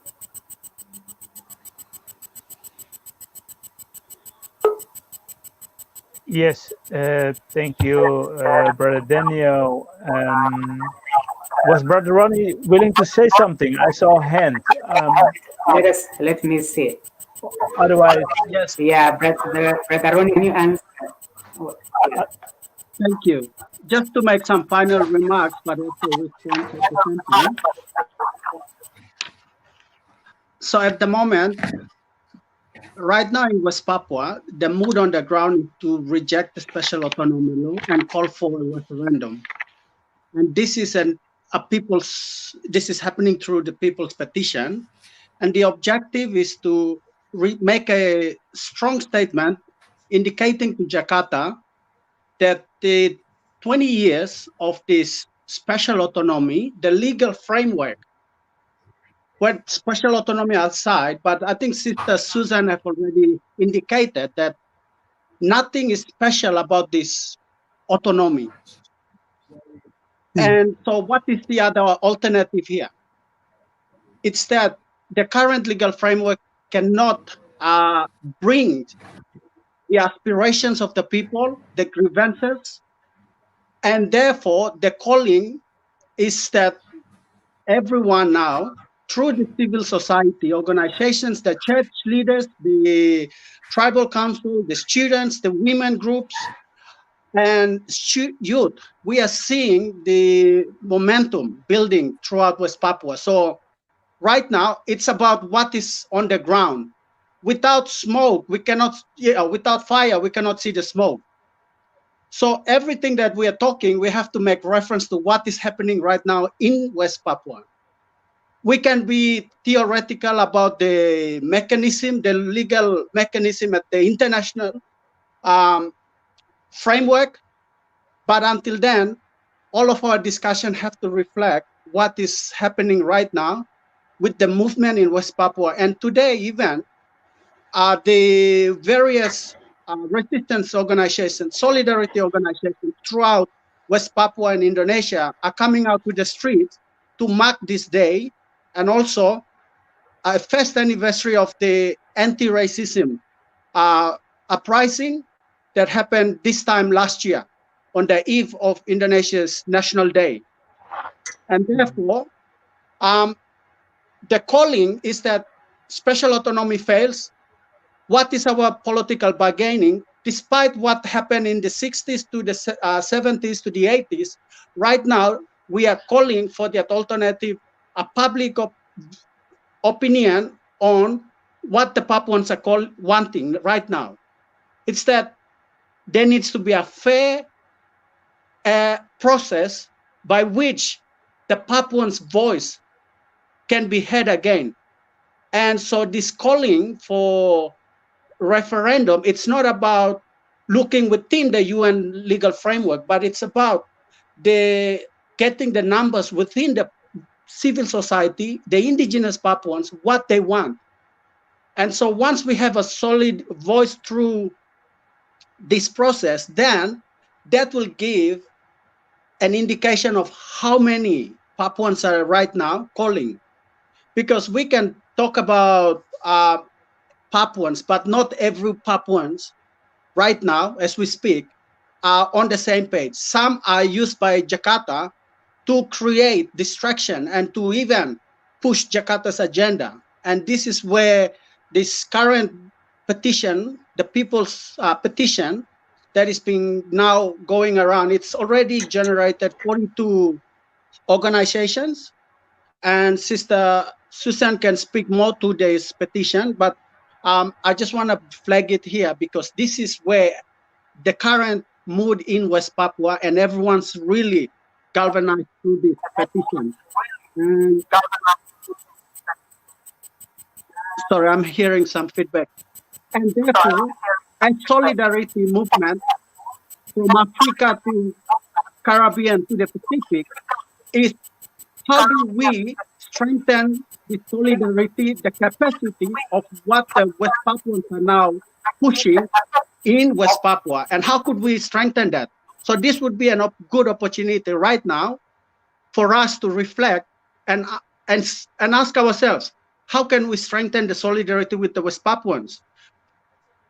Thank you.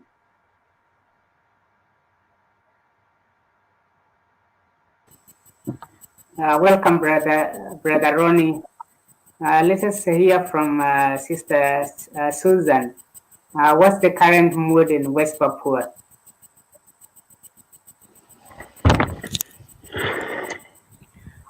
Sorry, Daniel. Can you repeat again? What's your question?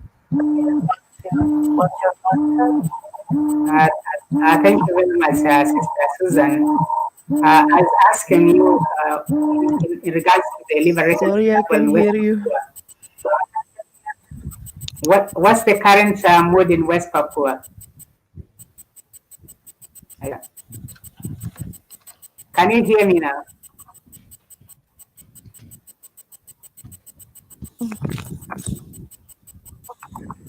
Are you able to hear me?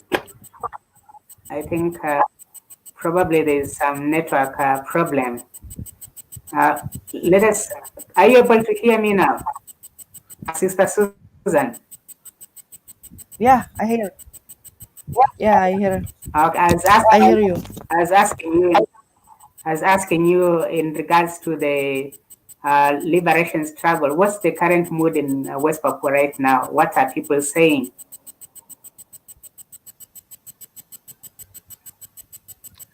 Okay, the situation in West Papua, there is so many military in West Papuan, and Indonesian government always force West Papuan to stop the national liberation programs. So in West Papua, we try to always make demonstration and discussion and the others. And right now, more than 12 city in Indonesia and West Papua just joined the peaceful protest to reject the autonomy khusus, to reject the special autonomy, and to reject the New York Agreement. I think like that. Sorry, I can hear clearly what's your question. Okay, thank you very much for the presentation. Let us hear from Brother Wilfred from Solomon Islands. Do you have any final comments to make before we wind up? I want at least every speaker to make some final comment. Unmute your mic so that you can be able, people can hear you. Internet. Yes, okay. My final message is that we will do some more research on this issue to understand more, especially for the young people, to understand what are the details of the autonomy, what are the challenges in terms of pushing for self-determination and the human rights issue. Because, like, for the past how many years, we understand that even when dealing with the issue of self-determination, we need to have a good backup of about 2/3 of the United Nations, and we need to have a strong support from within MSG and Pacific Island Leadership Forum and PIFs and all this. So the young people in Solomon Islands wish to share our view with everyone that we are still with you in this, and then we ensure that whatever contribution we have an impact to the lives of those in Papua. And at the end of the day, we are in a position to say that we want a fair situation for both, let's say, the Indonesian government and the West Papuan, but we do not want any more human rights issue to happen. Because at the end of the day, life is important and humanity matters. Thank you.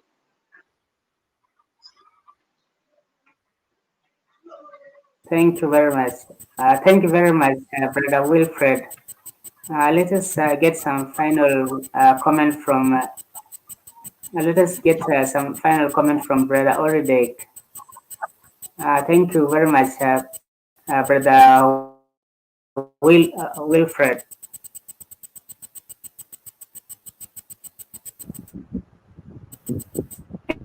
Yes, us to the African countries, the African leaders, to the African Union.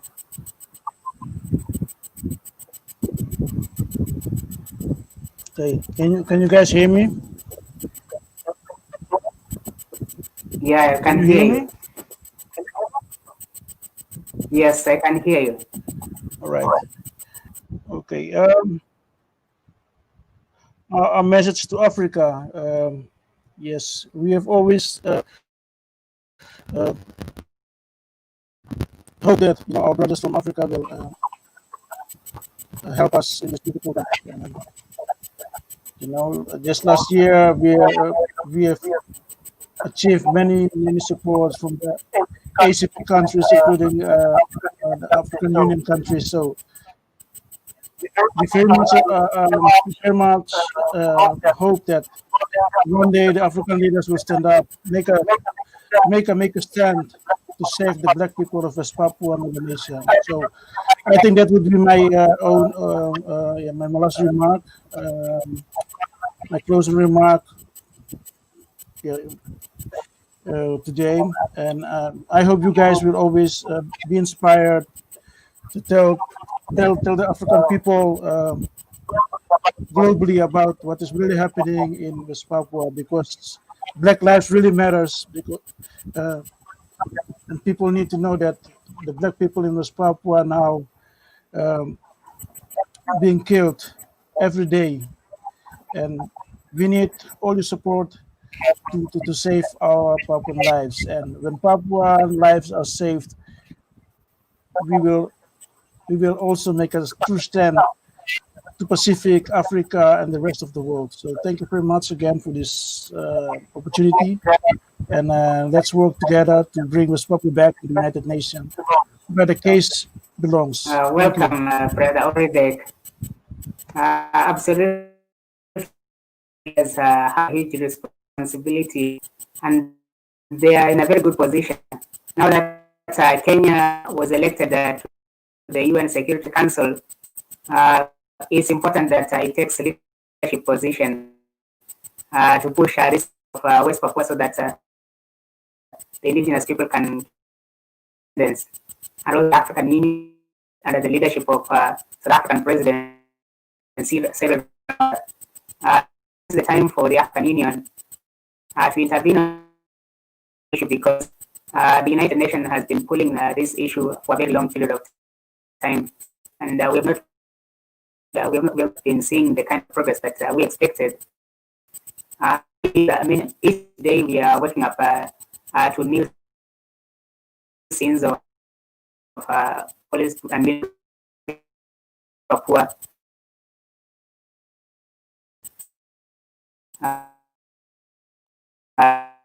And indigenous people data for African Union to assist the United Nations in the decolonization of West Papua.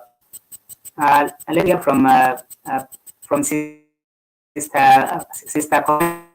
Do you have any final to make?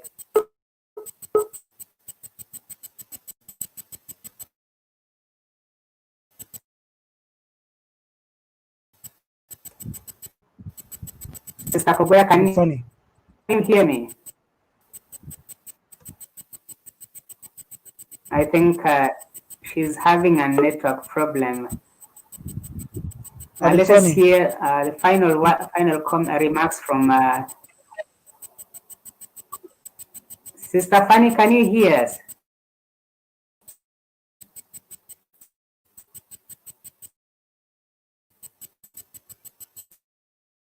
I think has some network difficulties.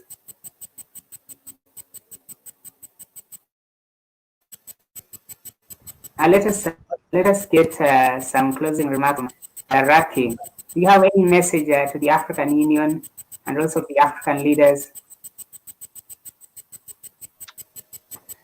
Yes, I am hoping that African leaders, brothers and sisters and family in Africa, because we see West Papua is African descent, so we hope a family will take the courage to do the right thing and be a voice for people on the UN level, in the African Union, and guide West Papua to the right to self-determination.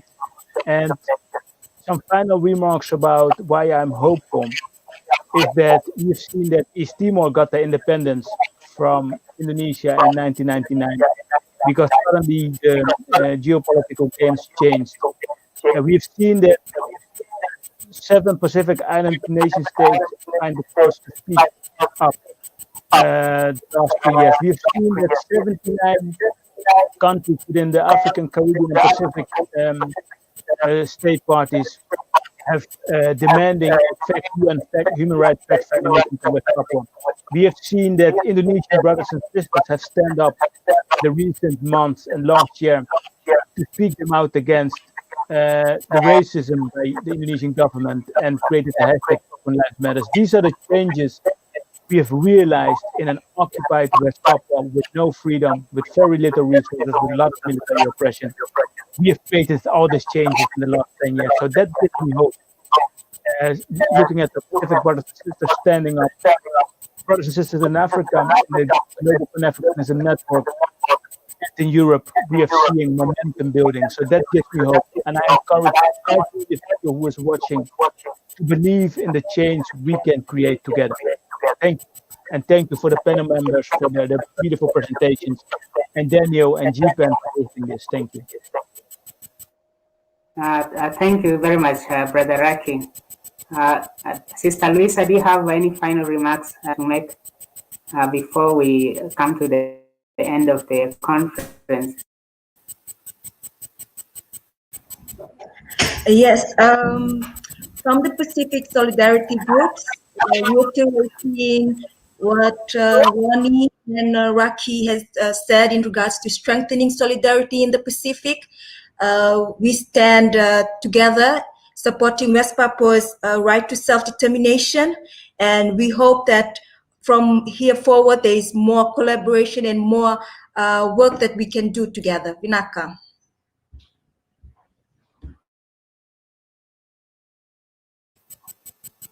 Thank you very much, Sister Luisa. I'd like to thank all the speakers for honoring the invitation to be part of this conference, and I appreciate the contributions that all the made in today's conference. This should be a wake-up call for countries around the world, the civil rights organizations, to begin supporting the quest for self-determination of West Papua, because I think that indigenous people have a right to be heard, and they have the right to be free. And Global Pan Africanism Network is encouraging Pan African organizations around the world to stand in solidarity with West Papua and the indigenous people. And also the United States of Africa is encouraging countries around the world to take these human rights violations and the colonization of West Papua seriously. The ongoing exploitation of West Papuan resources must come to an end. Here in Africa, we are rejecting all forms of colonialism and civilian repression by Indonesian military, seeing the end and the tactics that the Indonesian government has been using, and in trying to give money to us so that they can be silent on this issue. But we are not going to be silent and continue seeing our brothers and sisters dying. There is no nation that has been in the position West Papua is in right now because it's double colonialism. First by the and now they are being colonized by Indonesia, a colony that will also colonize by Netherlands. And we call upon the international community to stand in solidarity with West Papua. Thanks for joining the conference. You can, if you watch the play, this is West Papuan Conference, and we look forward to hosting another event. So live from Nairobi, I'll say good morning, good afternoon, because I know people are watching from different time zones. Thank you very much for joining and being part of this conference. We are going to hold another conference so that we can escalate this struggle for self-determination. Thank you very much, and God bless you, everyone.